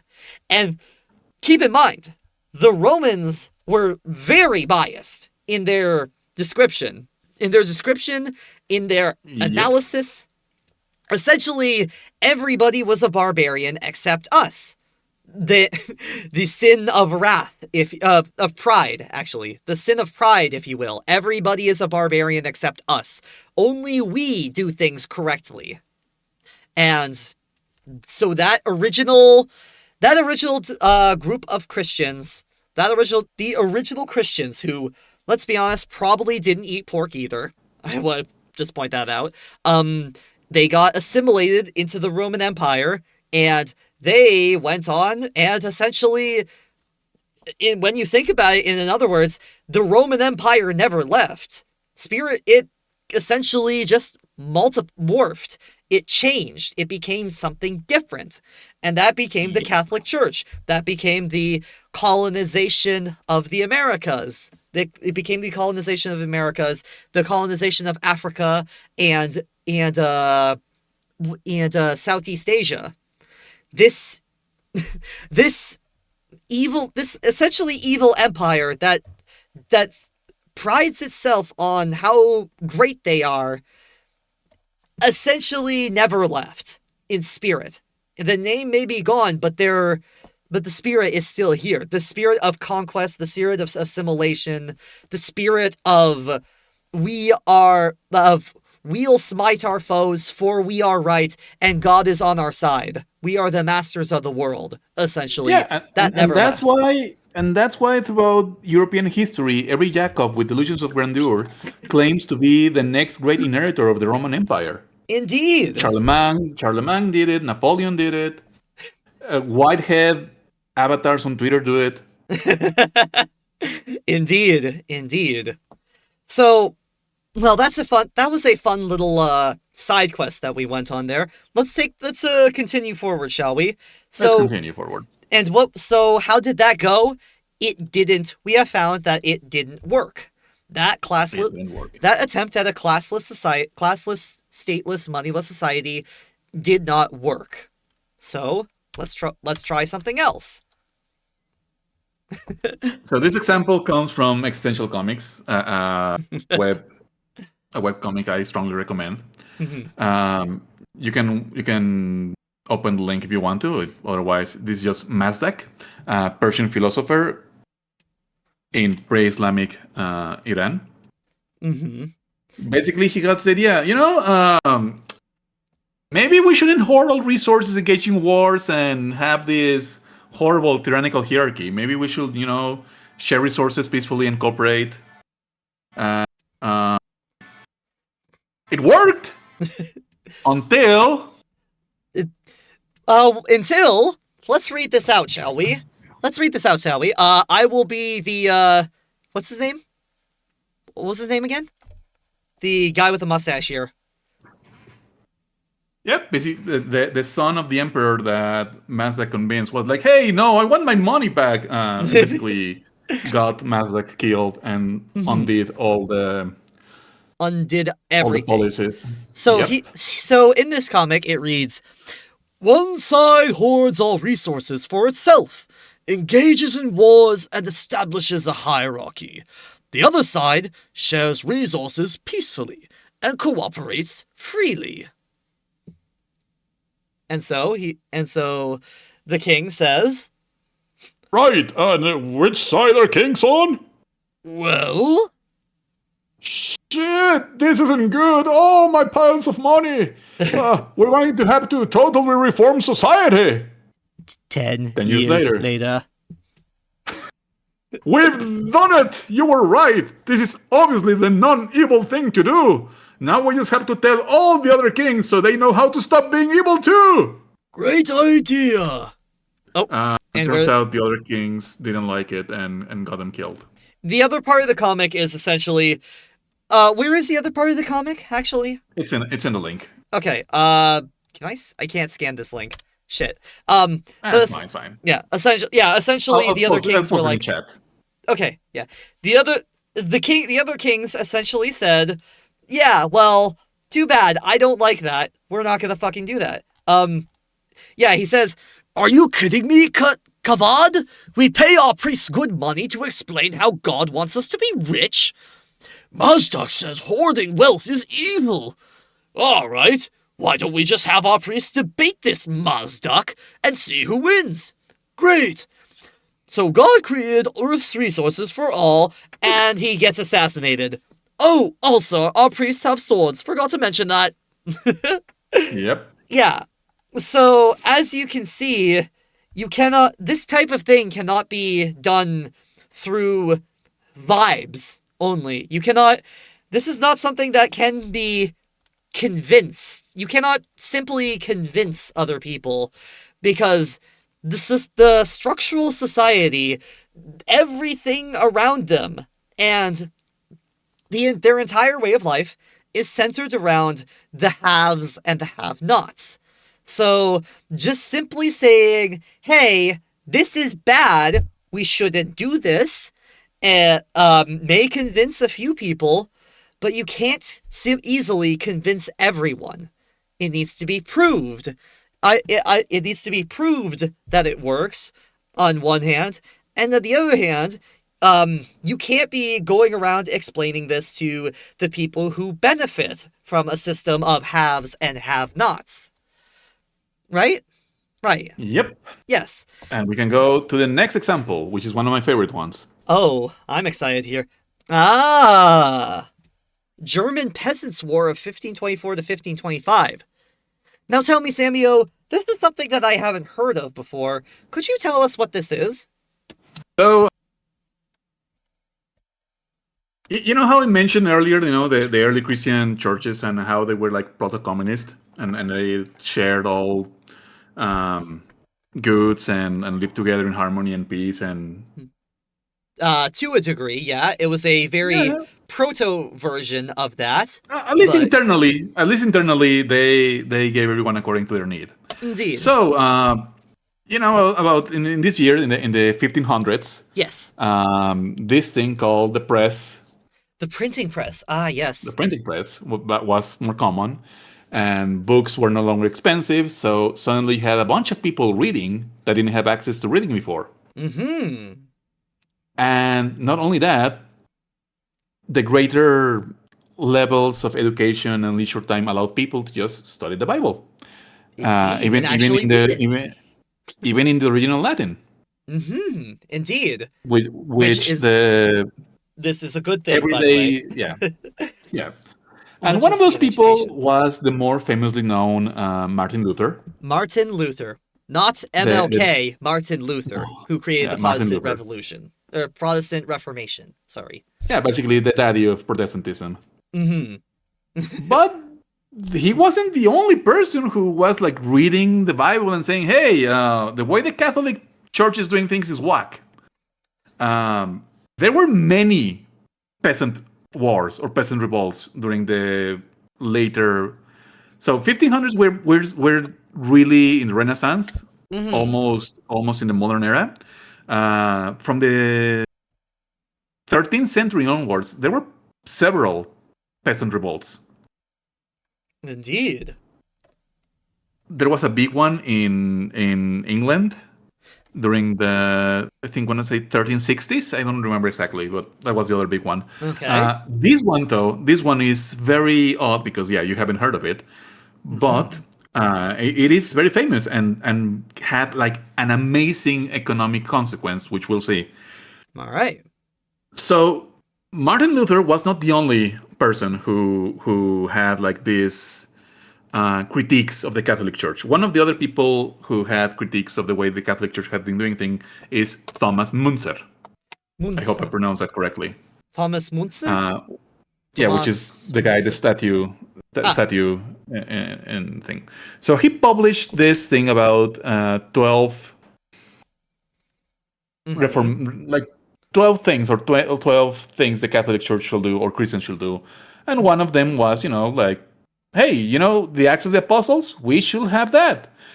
It is completely absurd that the lords and nobles and the high priests and the pope and the archbishops live lives of absolute luxury while us poor peasants starve and die. Mm-hmm. It is absolutely, yeah, it is absolutely completely unfair and completely, it's torturous. It's torturous. But not only that, he now had the authority to say, "Hey, you keep telling us that we have to suffer in life, that suffering brings us divinity, that this is how we pay our guilt, our original sin, and so on and so on." Mm-hmm. But I read the Bible, and it doesn't say that. In fact, it says the opposite. Uh? So Really? not only did they have like an awareness of how miserable they were, they had an authority. They Ah. had theory. Aha! Sure, it Indeed. was religious. It was religious theory, But but they had nonetheless, something. it was something. It was it, like their entire identity, their entire way of life, their entire culture at this point in time was revolved around the Bible. And for a large majority of time, people weren't allowed to read the Bible, and a lot of people couldn't read Latin. But now that they could, and now that they can read it, they are realizing, hey, wait a minute, something isn't In right. have Sorry, what? You cut out. we've been have. We've been had, we got, we've been bamboozled, we've been tricked. The Bible doesn't say that we must endure 14 lashes because Jesus died for our sins and that work is prayer. No. Instead, we are to live life as if love one another as the Lord loves you, as according to the Bible they would say. Yeah, So, omnia sunt communia is a quote. Is a Latin Vulgate quote of the passage I said earlier about mhm, how everything was shared by the community. So he indeed. was explicitly saying, "Hey, why are we not living like the apostles lived?" Hmm. So why? And so, what happened after that? How did it go? Next slide. How did it go? Well, let's see. Oh, Martin Oh, Luther.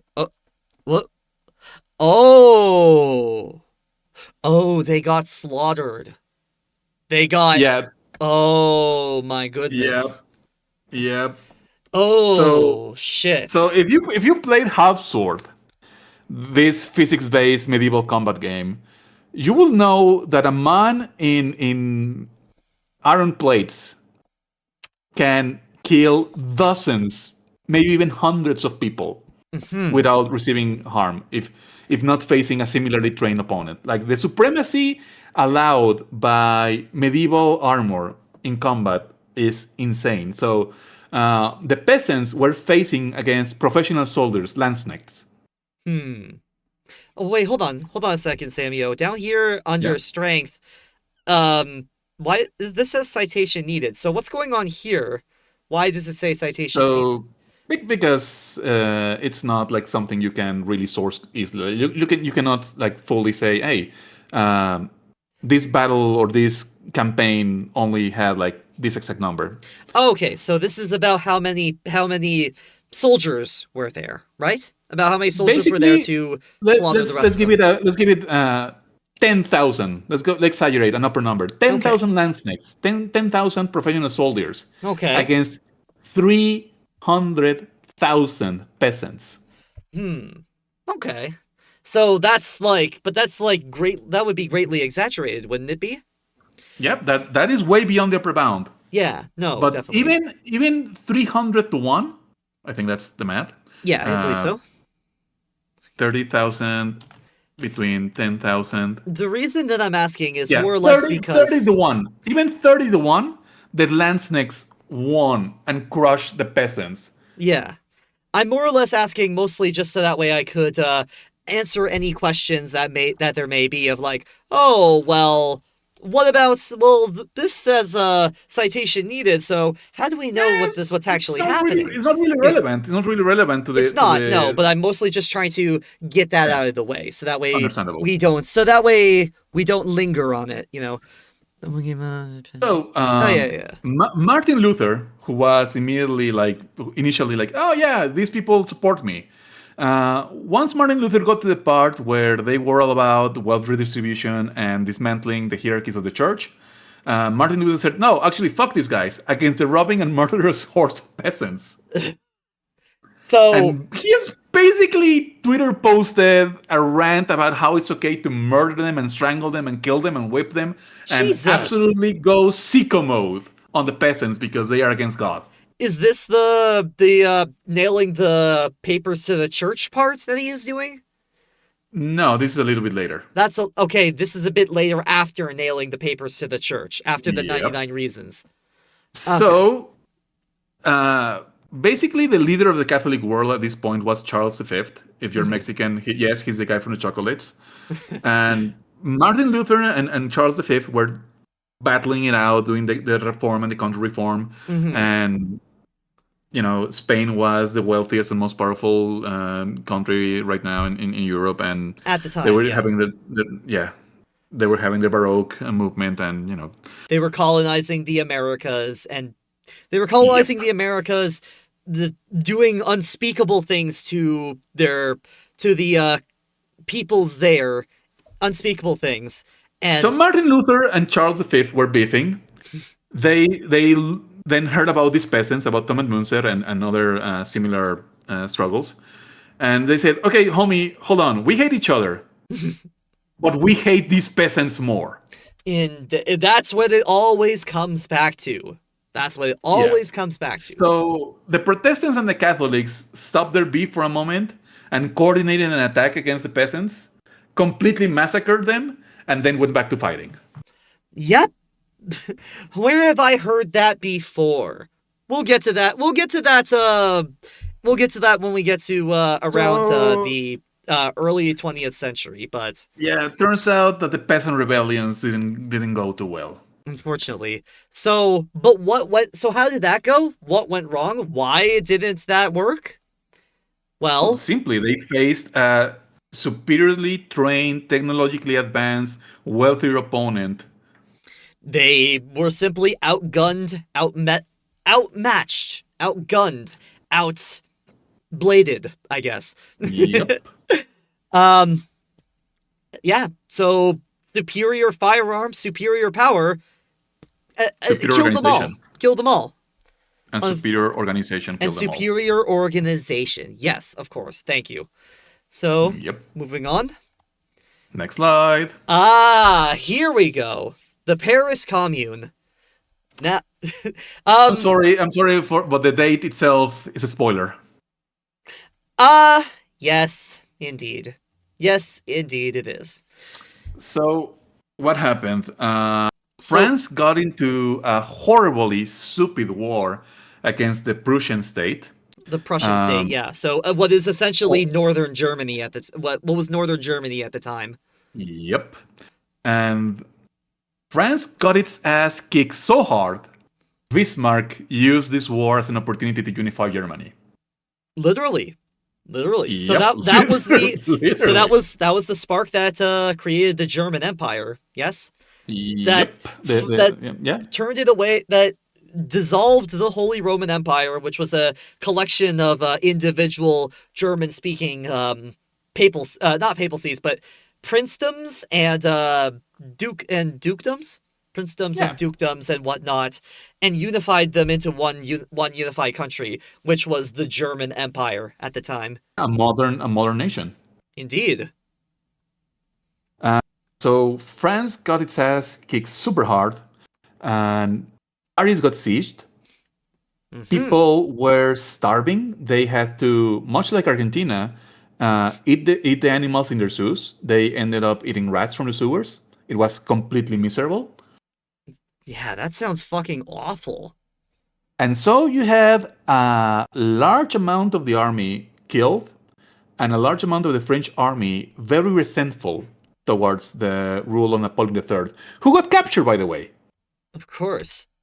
Yeah. So, So, like, what? So when you're left in such awful situations where you're basically trying to survive, but the the methods that are the systems that are there to take care of you, to make sure you have clothes on your back, that you have food on your table, to make sure that you have a well-maintained house, that you have employment where so you could earn a wage, so that way you can you know, be able to buy food, buy other things. When all of that is gone and out the window, what are you supposed to do? Right? well, turns out that the Paris Commune, given check the dates, the war took place in 1870, 1871, and yes. Marx, no, the Franco-Prussian War. Ah, okay, yeah. The Commune was months later. Oh, I see. So Okay. Marx wrote Thesis on Feuerbach on 1845 Hmm. and Capital on 1867. Indeed, 1867. And So Capital, at this point, in case you aren't aware, Capital yeah. is a very, very large book, a very large book that's of essentially three tomes. They are very, very, very thick, and they go into excruciating detail on the methods in which capitalism, at least at the time, worked. The fundamentals of how capitalism worked, from every single transaction to the analysis of how even 10 yards of linen or 20 yards of linen 20 is turned yards. into a coat. Like, it Yeah. goes into that excruciating of detail, and literally everything. It's a very complete guide and criticism, well, mostly a criticism of capitalism and how much of an inefficient system it is, and how essentially how scummy it is. Hmm. Yes. Isn't there a fourth Yes. tome made up of writings that couldn't fit on other? Is there a fourth tome? I don't think That's there is. posthumous work. And it's not sure if it's even a fourth tome or like an addendum to the third tome. It's debated. Yeah. And also they wrote Marx and Engels wrote more than just the Communist Manifesto, of course. They Yep. had other books. One of my favorites from Engels is On Authority. Which is a pamphlet, really. It's a pamphlet, really. There was also ones based on there was also one that dissects the nuclear family, or what we come to know as a nuclear Yeah, family. which we mentioned earlier. Yeah, we mentioned that earlier. It's essentially, and also a criticism of patriarchal society, and how essentially throughout all of human history, women have been essentially slaves to men, and a criticism of that, and how like that's fucked up, bro. This is not okay. Okay. Yes, Point please, is, please, yes. this is France at a very unstable part of its development. The French Revolution took place at the end of the 1700s, Mm-hmm. and then came Napoleon, and then came the Second Republic, and then came Napoleon III, which was Second Empire. So it's been like hotbed of debate and political theory and trying to understand how to do this. Indeed. This is a much more informed and politically aware movement.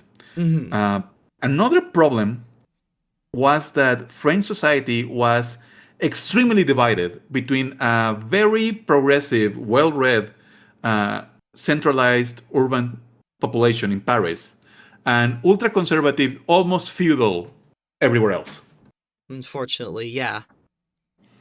So, the people of the Paris Commune, which was made up of political theorists, people who wanted to restore the French Revolution, people who hated the Catholic Church and its excesses, people who felt disenfranchised from the rest of France, and a lot of soldiers from worker backgrounds, Mm-hmm.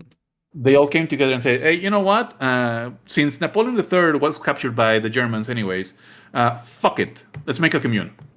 Let's take the reins. Let's take the reins back and Mhm. to rule ourselves. Let's rule ourselves. Let's take care of ourselves.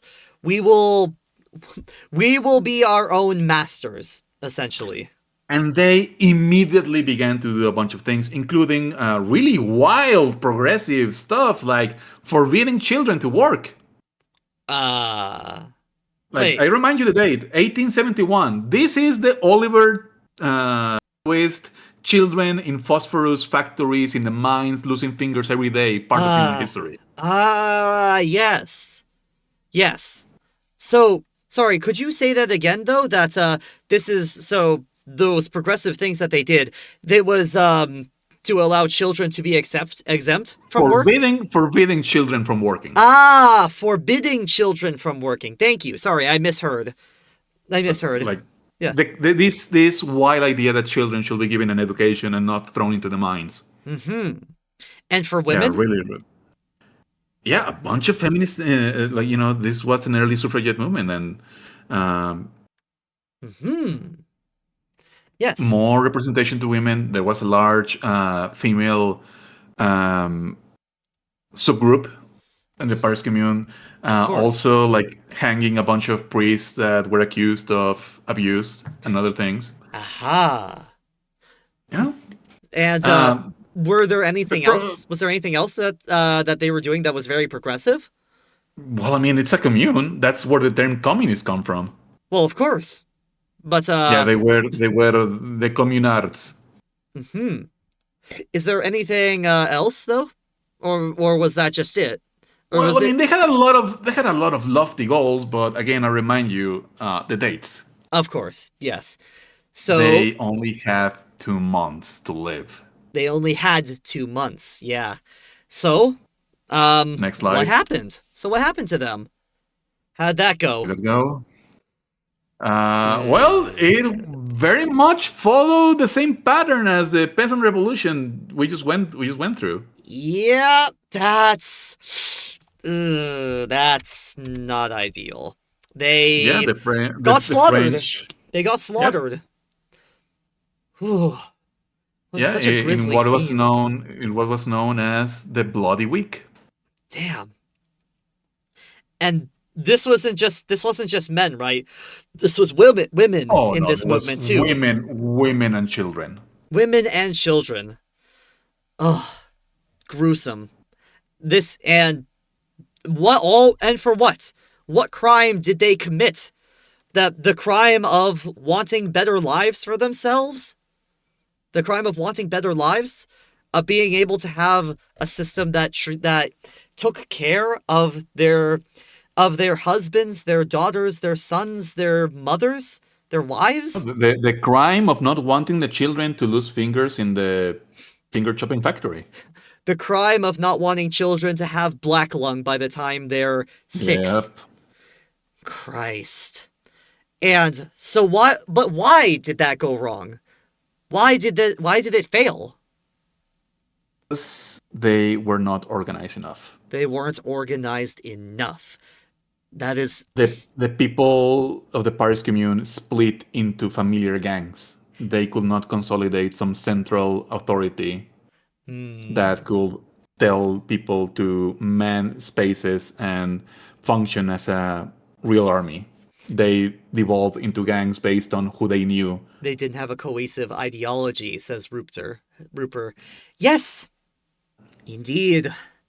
So So the lesson that we take from this is why it is very important to to all be on the same page, essentially.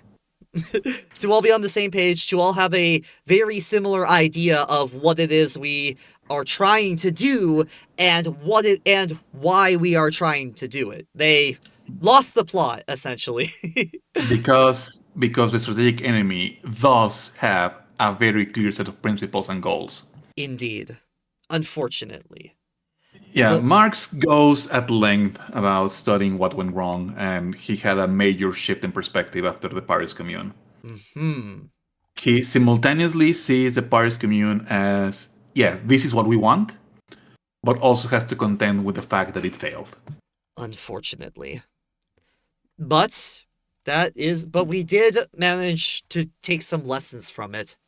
We did manage to learn some lessons from it, and that is an important thing. So moving on. So these are some examples I picked from history, the ones I'm most familiar with. They are not exhaustive. They are just meant to be an illustration of the struggle of class society. So in other words, these are just a few of them. Yep. These are a handful, because if we were here talking about each and every one of them, we would be here all day. Yeah. All Yeah, it day will be and a all very, night. a very long stream, and it will be bad for our health. Indeed. And that is not ideal, that is not good. So, On this historical view, to understand what is socialism, we have seen that humanity, and this is humanity from Homo sapiens, yes. has struggling with hunger, misery, and as soon as class society emerged, tyranny. Absolute tyranny. We saw some examples of bursts of political consciousness. The idea that we can have a society that has none of those things. And maybe we can build a society that is not organized around exploitation. we have tried, but a lot of them failed. But with each failure, we learned a very important lesson from each failure. We learned what to do and what not to do, what to take with us and what to leave in the past. Please. What is common to all these attempts is that they have this goal of a classless, moneyless, propertyless society, a society that is not built around exploitation. So the question is asked, even with all these failures, so we have to contend, do we always have to live under a class society? Do we always have to live under a boot? Is domination a necessary aspect of social life? And the answer may surprise you. Next slide. No. Yet. No. It does not have to be this way. It does not have to be that we have to constantly live under a boot. We do not have to live like cattle to the wills of the master. We do not have to live as slaves for the whip-cracking master, who says, "Work a little harder, or I will deduct your rewards. If you do not work hard, I will not give you your salt. If you do not overwork yourself, I will not pay you that overtime." It does not have to be like this. And it does not have to be like this. Moving on. Sammy, are you there? Yep, I'm here. Sorry. So Discord's been having trouble today, so I just wanted to be sure. it's been kind of fucky. So what I've done is try to explain in very simple terms with illustrations and examples and so on what Marx means in this quote. This is from the economic and philosophical manuscripts. So he says, quote, Communism, as the positive transcendence of private property, as human self-estrangement, and therefore, as communism as or communism is, or And therefore, as the real appropriation of the human essence okay, by and for men, my bad. Okay, communism, which is therefore, a very fancy way of saying all that shit we just went through about class society, about and slavery and estrangement and cruelty has in its core example private property.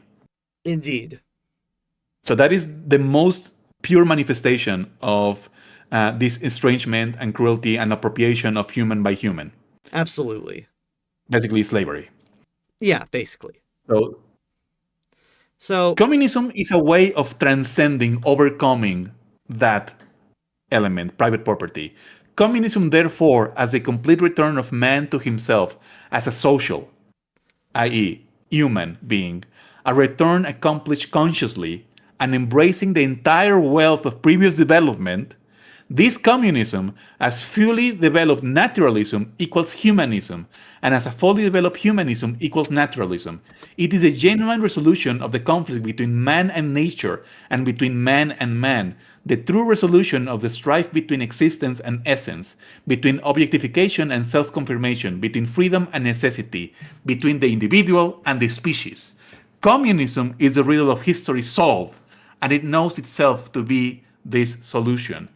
The riddle of history is how can humanity live as a natural being, as a human being made of matter, flesh, calories, and needs in this world without suffering, without self estrangement, without appropriating other humans to do what we need?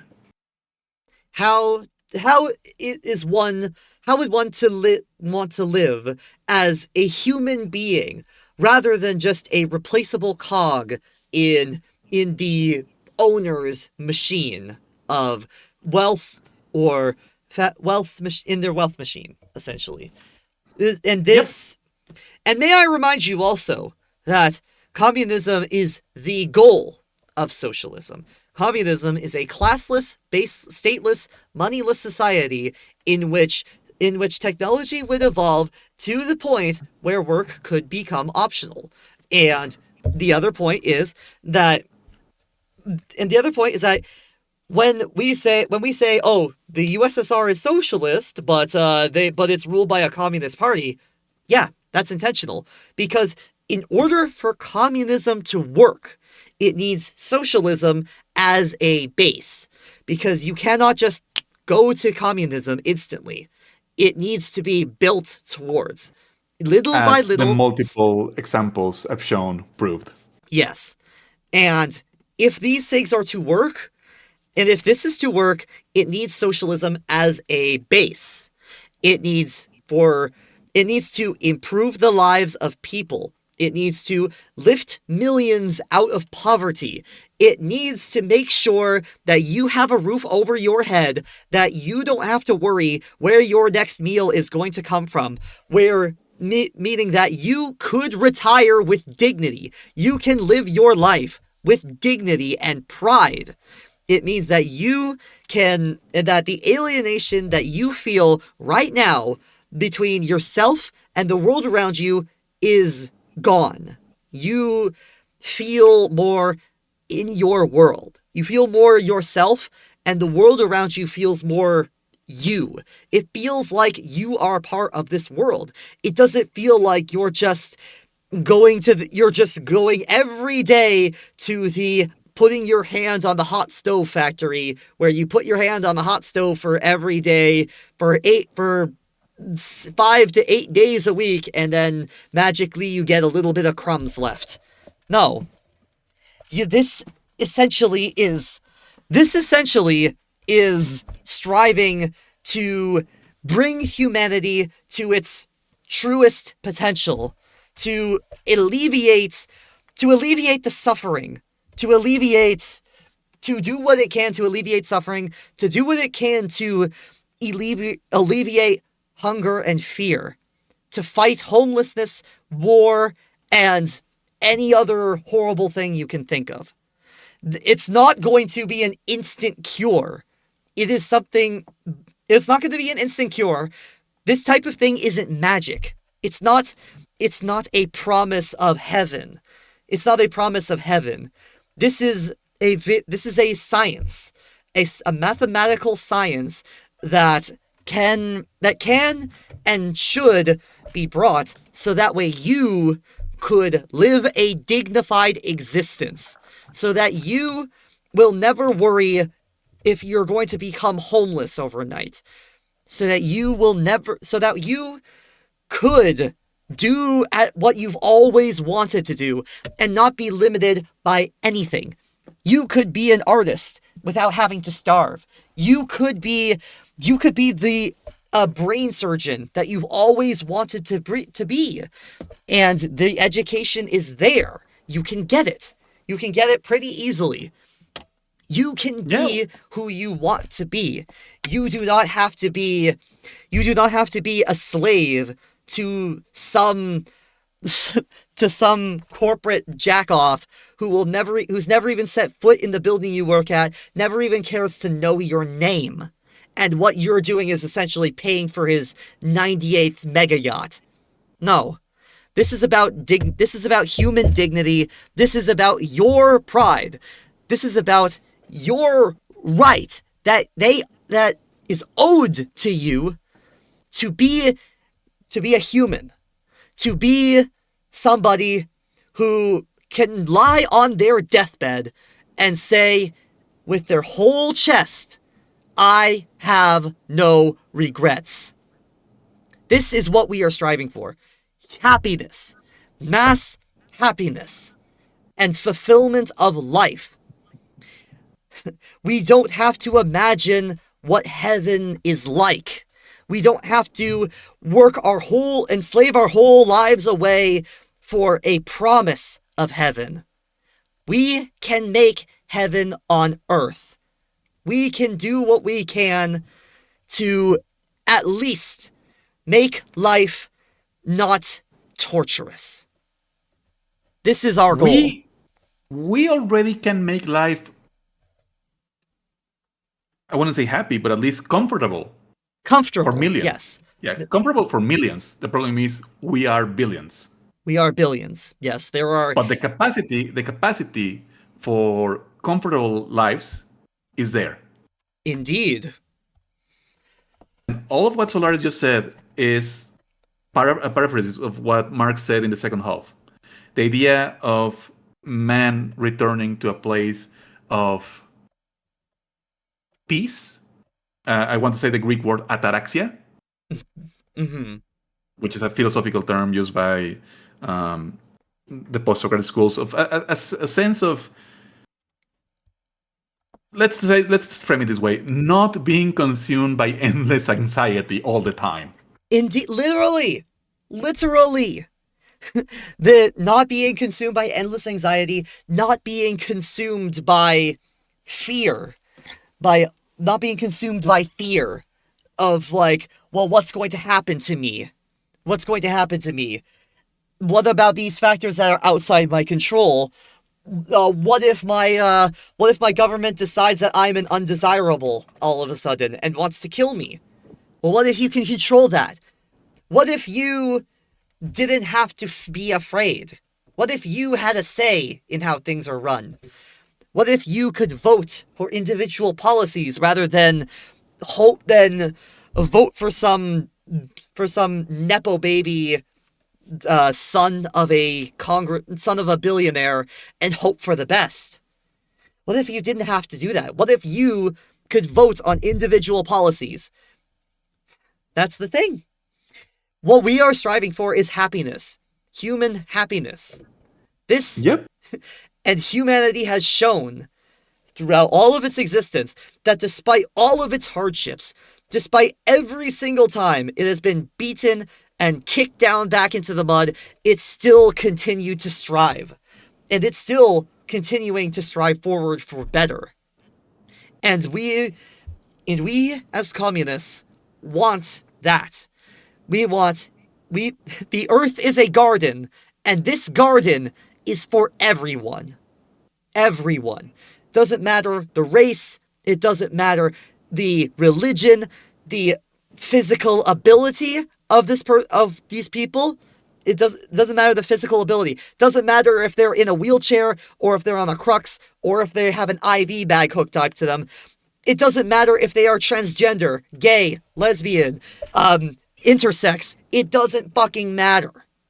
It doesn't fucking matter who or what these people are. Everybody has the right to a good, long, healthy, and fulfilling and dignified lifestyle. The earth is a garden, and this garden is for everyone. And we are going to maintain that garden. We are going to build it and have it be beautiful. And you are invited to join. And so we conclude: socialism is when government does things. Yes, socialism is when the government does stuff. Exactly. Okay, so obviously, once we see this like planet-wide historical framework, the idea that socialism is government intervention is completely absurd. It's absolutely absurd. So as we now understand, it is not when it's capitalism with guardrails, like we have seen in the Nordic countries. That's not even socialism, by the way. But we talked about that at the beginning. That is not socialism. Socialism, to put it in a very simple way, is when the workers own the means of production, meaning that those concessions cannot be taken away. In other words, so that it's many things. It's many things, but those are just some aspects of it. Mm-hmm. As we've seen historically speaking, socialism is a goal. A goal. It is a general direction for human society. Mm-hmm. It is the drive that has existed historically in different ways to build a society without class antagonism. Mm-hmm. Basically, socialism, if I had to say it in a very quippy, short way, socialism is class emancipation. Class emancipation. Indeed. I couldn't have said it any better. Beautifully put. In other words, beautifully put. but I mean, there's a lot of details. Socialism is a thing that is evolving constantly. We are trying to figure out how exactly we do the class emancipation. We are Marxists because, unlike all the previous attempts that we saw, unlike the Christian communists, who I use as an example twice, indeed, to Marx, socialism, aka class emancipation, was not something to be solved based on self-sacrifice, on moral interest, and on being holy. It is a problem to be solved scientifically. How do we scientifically create the conditions for class emancipation? That is, to me, Marxism in a nutshell. That is absolutely it. Beautifully put, Samuel. This is, exactly, it's a science. This isn't a religion. This is not a dogma. This is not I believe it's this, and I will follow this. No, it is a science. It is a collectively accepted idea of how to go forward, how to go forward, and how do we save lives, essentially. How do we save lives? In a scientific method that will... because science can prove itself better than dogma. Because when it's dogma, then it's a scam.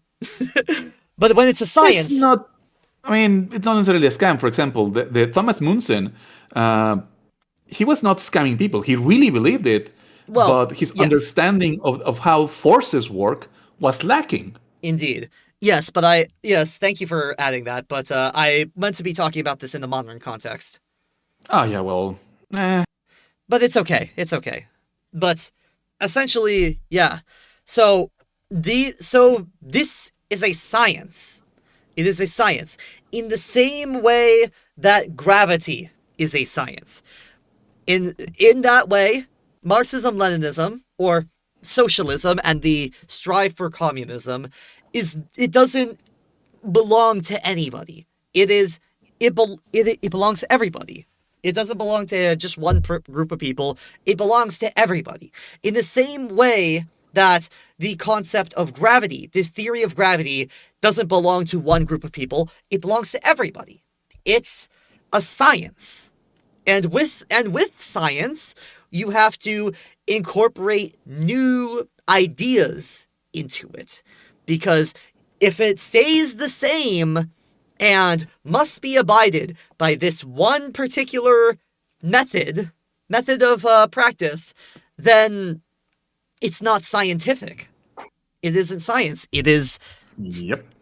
It's not science.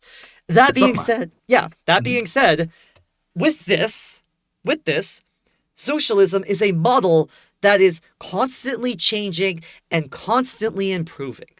The Chinese, for example, learned from the mistakes from the mistakes of the USSR and took what was good and left behind what was bad. In the same way, the USSR learned from the mistakes of the Paris Commune. They took what was good and left behind what was bad. And the only way it could do that is if it was a science. Therefore, socialism is a science. And it can only work because it is a science. To be more specific, Marxist socialism is a science. Marxist There are socialism, other yes. non-scientific forms of socialism, which Indeed. Marx repeatedly calls utopian. Utopian, yeah, because utopian, well, that becomes more of a hypothetical of like, wouldn't it be nice if we could do it this way? And Yep. and that's when somebody takes this utopian method, this utopian socialism, this hypothetical wouldn't it be nice, and tries to apply it to the real world without any scientific analysis, and then they end up on the underside of the boot. Which we've shown several examples of. Yes. But So, with the scientific method, we can see what has worked, what hasn't worked. We take what worked and leave behind what didn't work, and we constantly improve it.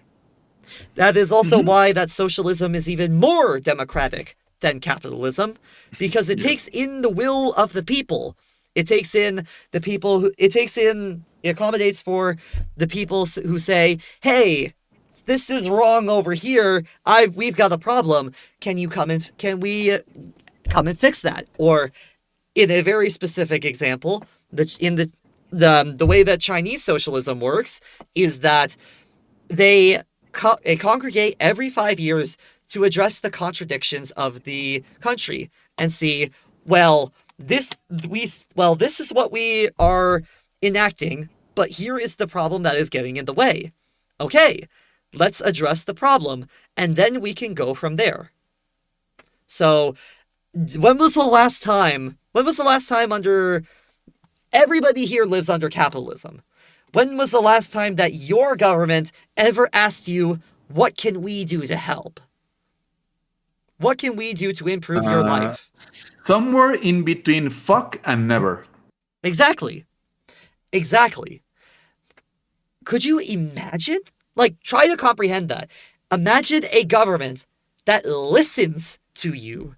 A government that takes in your criticism and accommodates for it. If you tell your government, "Hey, I live in so-and-so village or so-and-so town, and we are impoverished. Can you help us?"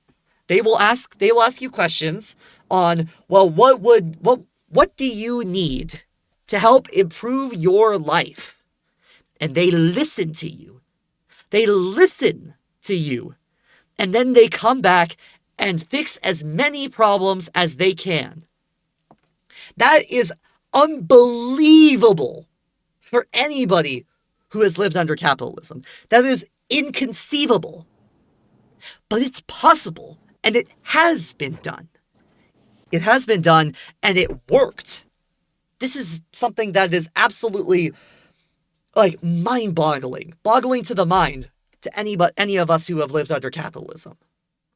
It's even more mind-boggling when you frame it as a completely new development after 10,000 years of class rule in human history. Absolutely.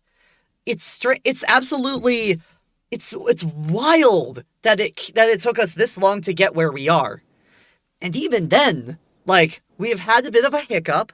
Admittedly, we have a bit of hiccup and a setback, but but the future is looking bright on a global scale at the very least. But that's a whole other conversation. Okay, we're good. Yeah, I just wanted to add that part of this scientific iterative process that is constantly improving itself, well, in the tradition that I belong to, and I think Solaris as well does, which I is the do. Marxist-Leninist tradition, Yes. we have settled that the best, most efficient way to achieve this stateless, moneyless, um, Classless. classless society is through a transitioning period. Hmm. We're going to trans society. Trans society. Hell yeah. She's looking great now. Because and this is something that Lenin suggested, and some mystery person, which we'll quote in the next slide, um, has theorized further. Mm-hmm. After 10,000 years of class rule, we are a bit Behind, maybe? more like stuck. Stuck is the best word. Stuck. That's a good term. That is the only way to do things, and that reflects on how we think, how we act, and what we desire. Mm-hmm. So we need to undo those 10,000 years of class rule and learn to be humans once again without thinking that there always has to be a dominator and a dominated, a ruler and a serf, a slave master and a slave. This is why I say I love humanity. Because I want to see humanity reach its true potential, to finally break free from this cycle of oppression. This cycle of oppression. To finally have the chance to live, that every human being has the right, can live a dignified life, to do what they want, to still be responsible, obviously, but to also just not have to worry. So that they don't have to worry if their parents are abusive. They don't have to, well, that's a whole other issue that's going to take a lot of effort to undo, but this is just anything that you are worried about. Anything at all. Like, am I going to be persecuted because I'm trans? Am I going to lose my house because rent is $6,500 a month and I live in a shitty little New York apartment that has about the square feet of a box? Like, am I going to anything, any sort of stress that you may have? Socialism can solve that problem, and do it scientifically. Do it scientifically. And we'll listen. We will listen and accommodate. Now this may... I have a question. Please. Okay, sorry, go ahead. Please, no, please, I have please. a question for you, Solaris. Of course. Now that we understand socialism as this historic goal of humanity, as the goal of class emancipation, how can socialism fail, or how can you say that socialism doesn't work? Socialism doesn't work? Well, of course it doesn't work, because socialism is when you don't get a right to say what your job is. It's when bread lines. It's when no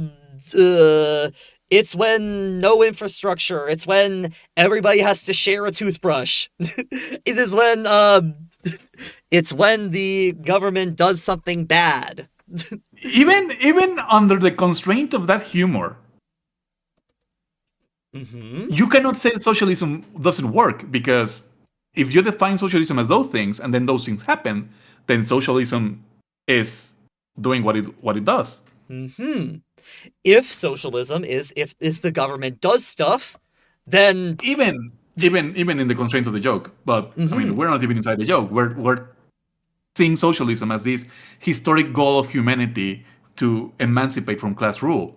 Absolutely. The only way you can say that socialism, understood as a goal or a direction, can fail or cannot work is if you believe that the goal itself is impossible. Indeed. If we So believe when it's you are saying that socialism doesn't work and cannot work, you are siding with Nietzsche and with Heidegger and with all the other conservatives in saying that there must always be class rule. there must always be a slave and there must always be a master, is what they are saying. That is what it means to say that socialism cannot work. Indeed. So, may we move on to the next slide? Yeah, so we have our mystery philosopher for the last slide. So, what is So, socialism and why should we strive for it? if we made our case correctly, Which I'm pretty sure we did. They are the same question.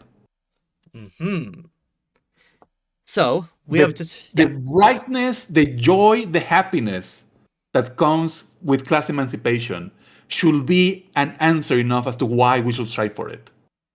Indeed. In the words of this mystery man, the age-long, ceaseless struggle of the masses for independence can win its ultimate aim by building socialism and communism, understood in the Marxist-Leninist tradition as a transitory period towards communism. Indeed. The struggle for socialism and communism is the highest stage of the struggle for independence. It is a struggle to end once and for all the exploitation of man by man, the oppression of class by class, and the domination of state by state in human society, to wipe out all remnants of all societies handed down through history, and to finally free the people from their shackles.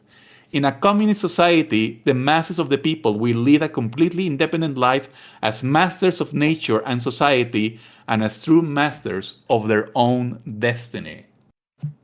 And who, perhaps, is this mysterious person who has said such a thing? Who essentially said that socialism and the strive for communism is essentially breaking the cycle of abuse. Breaking the cycle. Yes, breaking the cycle of violence. Who could this be, my dear Samuel? That is Kim Jong-il on the Yuchi idea. No way. Really? That Yep. Kim Jong-il? You mean... Yuchi! You mean the person who... You mean the first leader of the DPRK? No, the second leader. The second leader of the DPRK. Really? Yep. I would have never thought that. I would have never thought he would say such a thing. Oh my goodness. Obviously, I'm being sarcastic here, but... Yeah. Yeah, lots of people are scared because, propaganda that the DPRK are a bunch of crazy people with nukes. Come on. Come on. No, as you can see, if you can actually read what they say and what they write and how they live, you can say that they are eminently reasonable people.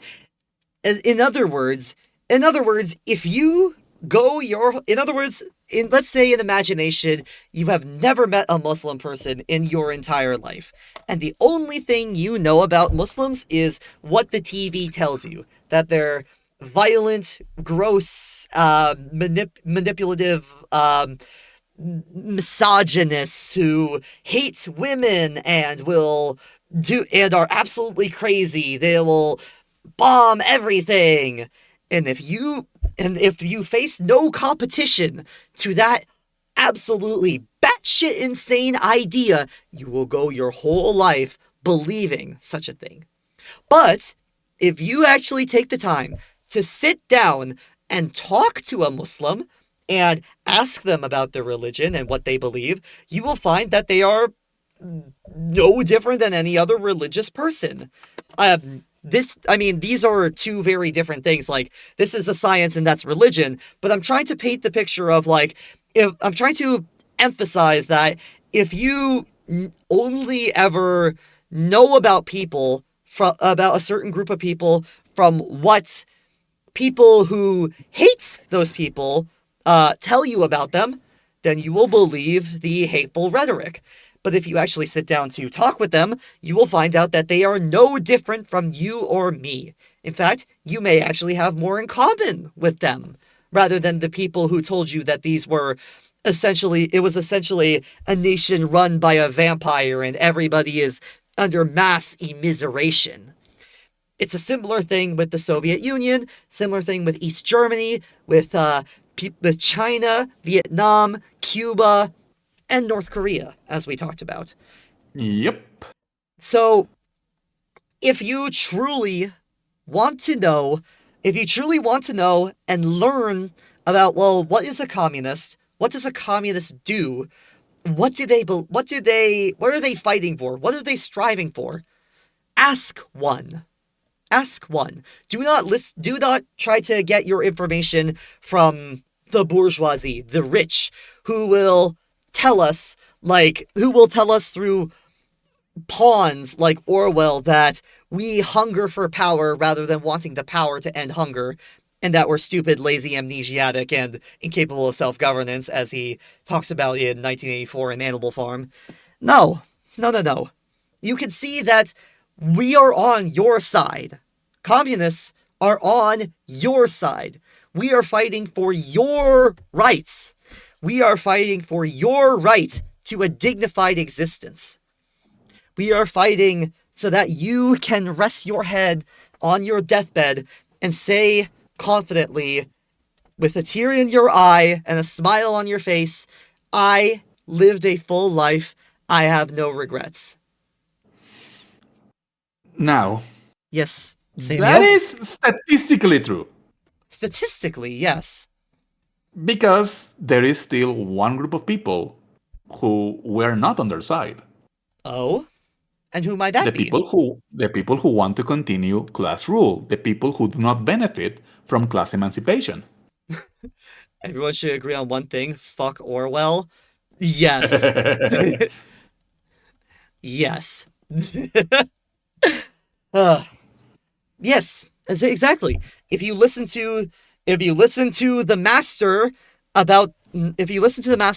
what he tells you about the liberator, he will tell you the liberator is a monster and that the master is a descendant of God. So, who are you going to listen to? Are you going to listen to the boss who will never even care to know your name? Or are you going to listen to the people who, through scientific method, want you to live your best life? That's a question for you. There are two more possibilities. Oh, of course, please. One is the cynical skeptic one. Yes. The one that believes that we are just blowing out hot air into people's asses. We're just saying these speeches and suffering and bleeding and fighting and struggling because we want to be the next people in power. Mm-hmm. To these people, I ask, why? Exactly. If we wanted to have dominion and power over others, we have a scientific understanding of capitalism. We know what it takes to be the next Jeff Bezos. I mean, it takes a lot of luck. It takes a lot of intergenerational wealth inherited from some other rich person. Indeed. You can start accumulating capital by crime. We will not be streaming on Twitch about socialism if we wanted money and power. We will be, I don't know, starting a right-wing rift telling you that the woke them day lesbians want to take away your penis. Yes, we would be doing that. I don't know what those grifters do, but I mean,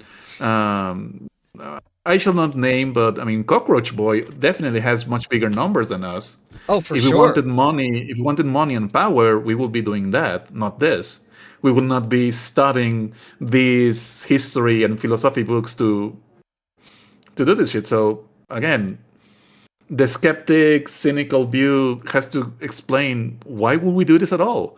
Why would we risk ourselves and put ourselves in the size of the dispossessed if we only secretly wanted power for ourselves?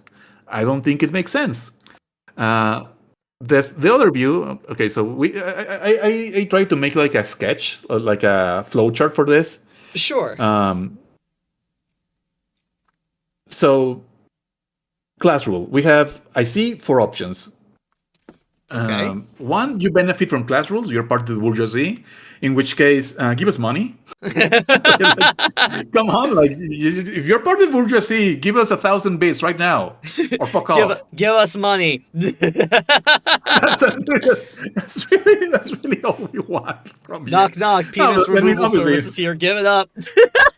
Yes. Yeah, that's what's going to happen with our video games if whatever, I don't know, some apocalyptic leftist fear mongering.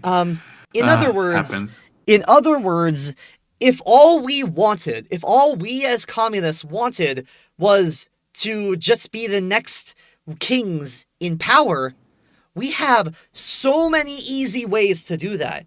We could cozy up to power. We could instead, dick ride Bezos and tell Elon just how much of a genius he is. We could toady up to power. We could,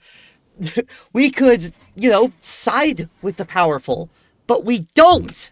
We side with the powerless. We stand out in the rain. We put our jobs on the line. We often in many countries, we risk our physical safety. We risk the people around us by doing this. But so why, if all we wanted it was power, then why don't we side with the powerful? Why do we always side with the powerless? Why do we side with the have-nots rather than the haves? Yep. Think about that. Why are we siding with you instead of saying you need to lick the boots of your boss and he will grant you godly permissions? Why? Because if you take a moment to think about that, these things don't add up. You see. Nope. The other alternative, okay, you're in a bourgeoisie and you benefit from class struggle. You are extremely individualized and skeptical of everything, which is understandable. Please, well, I don't agree. It's good to be skeptical of everything. It's good to question everything that you read or everything that you see. But ultimately, you need some trust, or else the world will move on from you. That is true. Also, yes. The third conclusion you might reach from this is doomerism. It's like, okay, you agree with us, but you think that it's just not possible that we're going to win. There is nothing to be done, in other words, is the thing that comes to mind. It's like, okay, well, everything's fucked, but there's nothing we can do. Mm-hmm. So what do? Nothing, they say. I think the stream just had a hiccup. Oh, uh-oh. Are we good? Oh, dear. Did we just crash? No, we're good. We're still here. Yeah. Refresh? No, we're still here. The stream is good. Hold on. We did. Blah, blah, blah, blah, blah. I think it's my connection. That's no, we're good. That's messed up, man. Yeah. It's your connection. Okay. It's just your connection. We're good. Nothing. Oh, okay. I'm sorry. Okay. It was just my different no parts. Worries. You're good. Anyway, okay. Yes. So, for the people who think we're doomed, well, I earlier said that us Marxist-Leninists are the second most numerous political movement in the world. The first one being liberal capitalism. But if you add all of the actually existing Hold on, Samio. You are crinkly. Your microphone is crinkly. Yeah, I know. It's my internet. I'm so sorry. I don't know why it's happening. Okay, it's okay. Chat, are you able to understand Samio when he talks? When his mic is like this? Here, just say some stuff. Hello. Blop blop blop blop blop. Like a proper sentence. Proper sentence. Okay, so it's crinkly, but I can understand. Okay, Then that's okay. Then that works. Mm-hmm. Okay. So I was saying we're the second most numerous political movement after liberal capitalism, and if you add all of the actually existing socialism as one unit, one push, that side is winning. We are Indeed, winning. we are winning. For the first time in for the first time in 30 years, we are winning. We are winning. We were pushed Yeah. back, but we are winning now. Just say, but I'll let you take this one because I'm worried I might get say the wrong thing and give the wrong idea because No, I what I mean is yeah, the core of empire of class rule, the United States of America, is on the back pedal. It is clearly, if all the news, disintegrating and panicking and using ever more violent and repressive measures to sustain itself. indeed, Meanwhile, I would say that the most ideologically advanced socialist state is right now will be the DPRK, the Democratic People's Republic of Korea, and the wealthiest actually existing socialist state right now is the People's Republic of China. indeed, indeed, And those places are thriving. thriving. Absolutely, it is not So, a shit. They are not shitholes. They are they are thriving. China just came up with a cure for diabetes. They came up with a cure for diabetes. They are planning on establishing a moon base. They are the leaders of green energy. They are now the leaders of green energy. They are developing these highly advanced robots that, with given enough time, they might even be able to replace menial labor. So people will be able to have more opportunity to do the things that they love. Like, that's good. These are good things. so These are fantastic strives. again, so And they were able to do this because of socialism. indeed. So I know it is difficult to fully dispel all doubt and doomerism, but I personally have been in doomerism phase myself. In 2018, I was in a really bad state. I was really depressed because I thought that uh, humanity was going to cook itself I've been there before before too. before we could do things. But no, it turns out that I'm being lifted by the struggles and the efforts of people 1,000 miles from me that share my goals, the goals of this, of solving the riddle of history, of a human society with class emancipation. Indeed.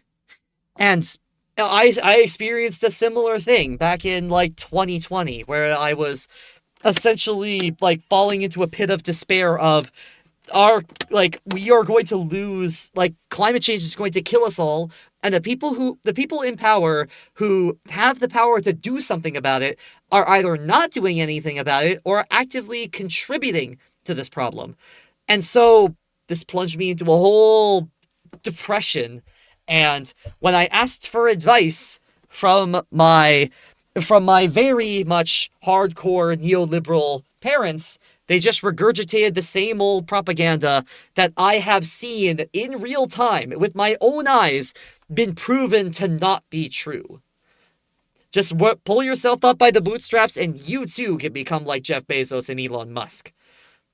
I've seen that firsthand. It doesn't fucking work like that. The best dream of life that someone on class rule can give you is the dream of being in the hand that holds the whip. And that Socialism itself, says socialism says no, there should be no whip. there is to be no whip. There is to be no train coming down. There is to be no train coming down, and you have to flick the switch so one person or multiple will get killed. No, there is no train coming, and you've saved those people. You've saved all those people. So there doesn't have to be a whip in the hands of a master. There doesn't need to be a master, and there doesn't need to be a whip. And it has been proven time and time again that it does work and it can work. And it worked for millions of people. Indeed, Dr. Parenti. Yes. Can you tell that he was my greatest inspiration for ideological enlightenment? Yeah, he's a great source. I pretty much listened to when I had the chance to back when I used to work in a factory. I took as often time as many times as I could to listen to his lectures, and like I would binge like hours and hours of them, multiple different ones. I didn't agree with him on everything, but for the most part, I agreed with him on lots. Hmm.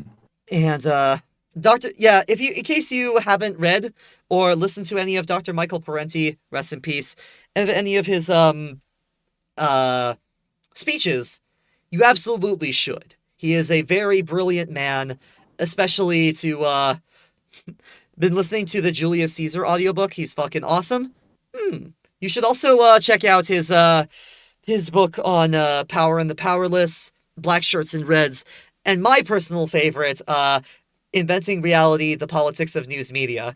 Essentially, him calling out that the media is full of shit and they have a right wing bias, and a lot of what he was saying, comes from like the 80s to the early 90s to 1993, and a lot of it is still relevant to this very day.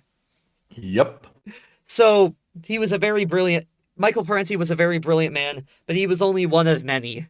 Because you also have great minds like Asada Shakur. You also had Kwame Ture, aka Stokely Carmichael. You also had what's his name? Domenico Lo Zurdo? Yeah. You will. Yeah, you had even Franz Fanon. You even had Franz Okay. Fanon. And Franz Fanon, the Black Panthers. Yeah, I was actually gonna name Huey Newton. Huey Newton? Victim of American imperialism. Okay, yeah, no, I was just trying to see if I got the name right because I had a feeling Oh, yeah. yeah, Huey Newton. A brilliant man. A brilliant man, yes. So yeah.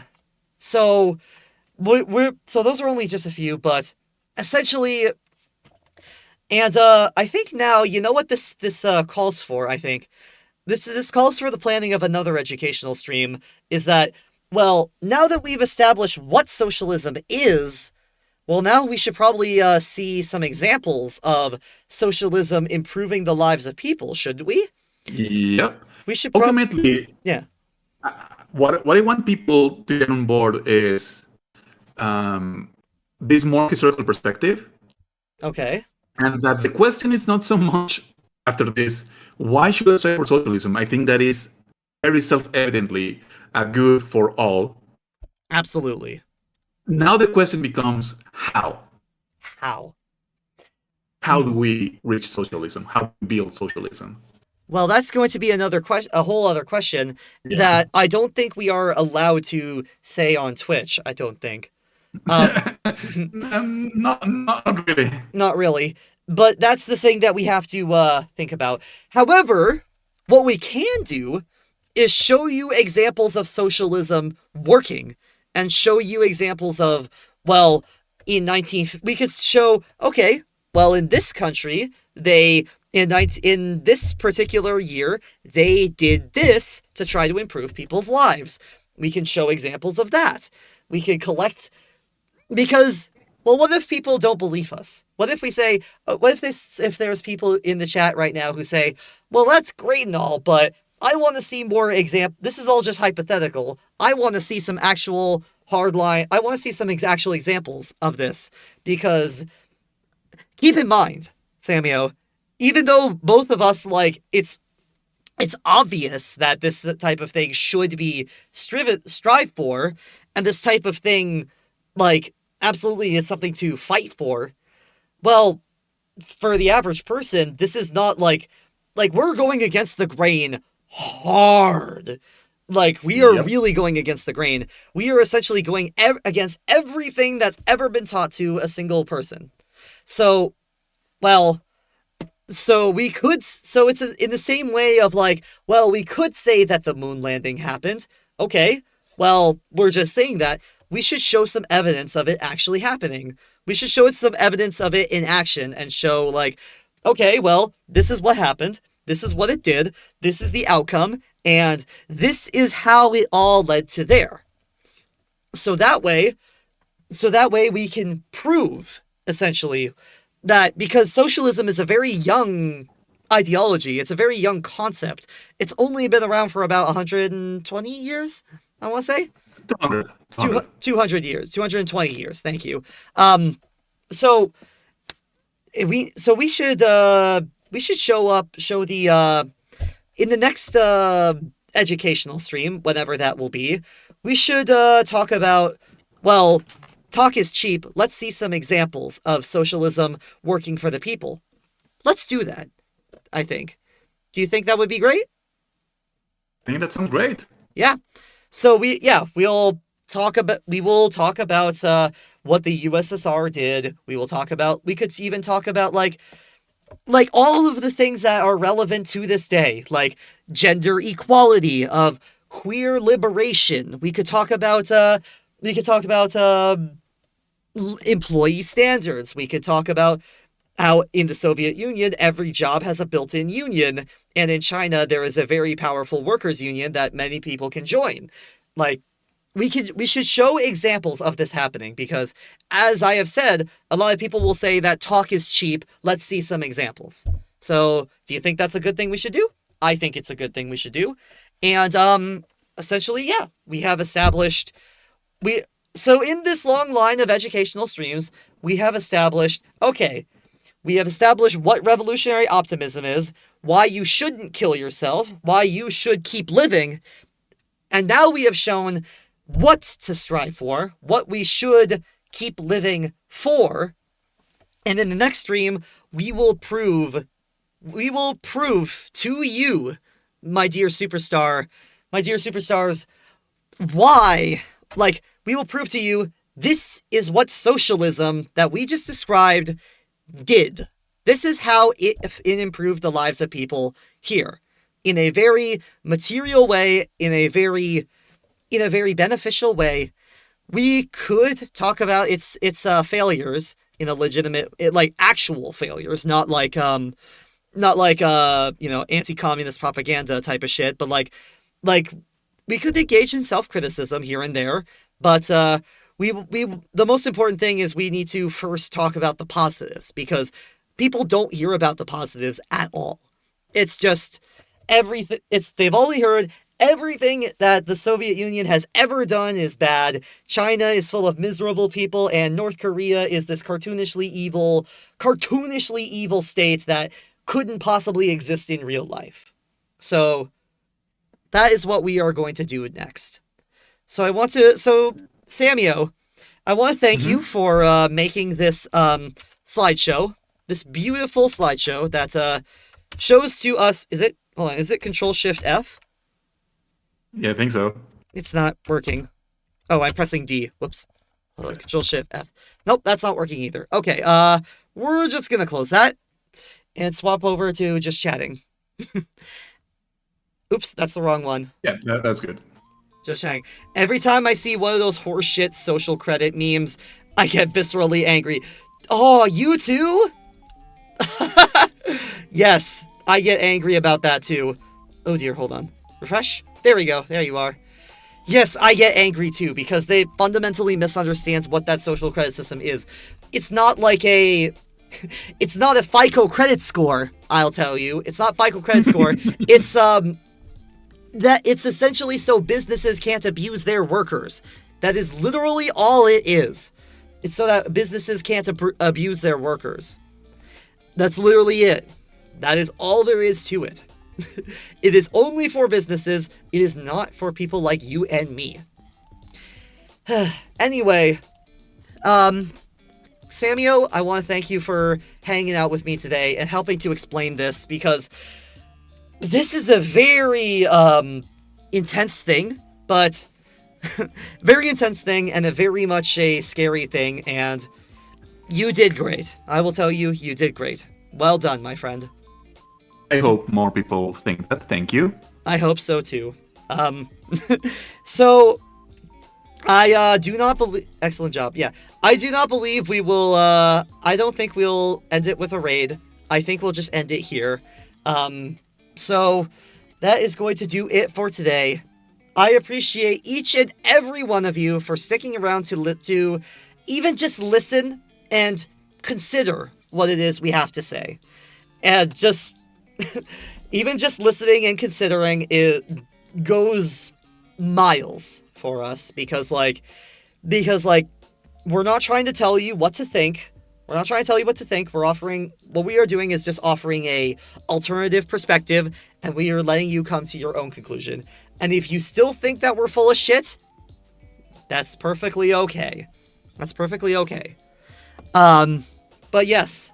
So Samuel, I appreciate you being here. Thank you so much for joining me today. Your insight is very valuable. Thank you. It's not just me. I mean, I have the blessings of state-sponsored education. Oh, yes, indeed. And, yes. And thank you, chat, for being here and listening. So, Yep. that is going to do it for today. I appreciate each and every one of you for being here, and I will see you guys again next time. Goodbye!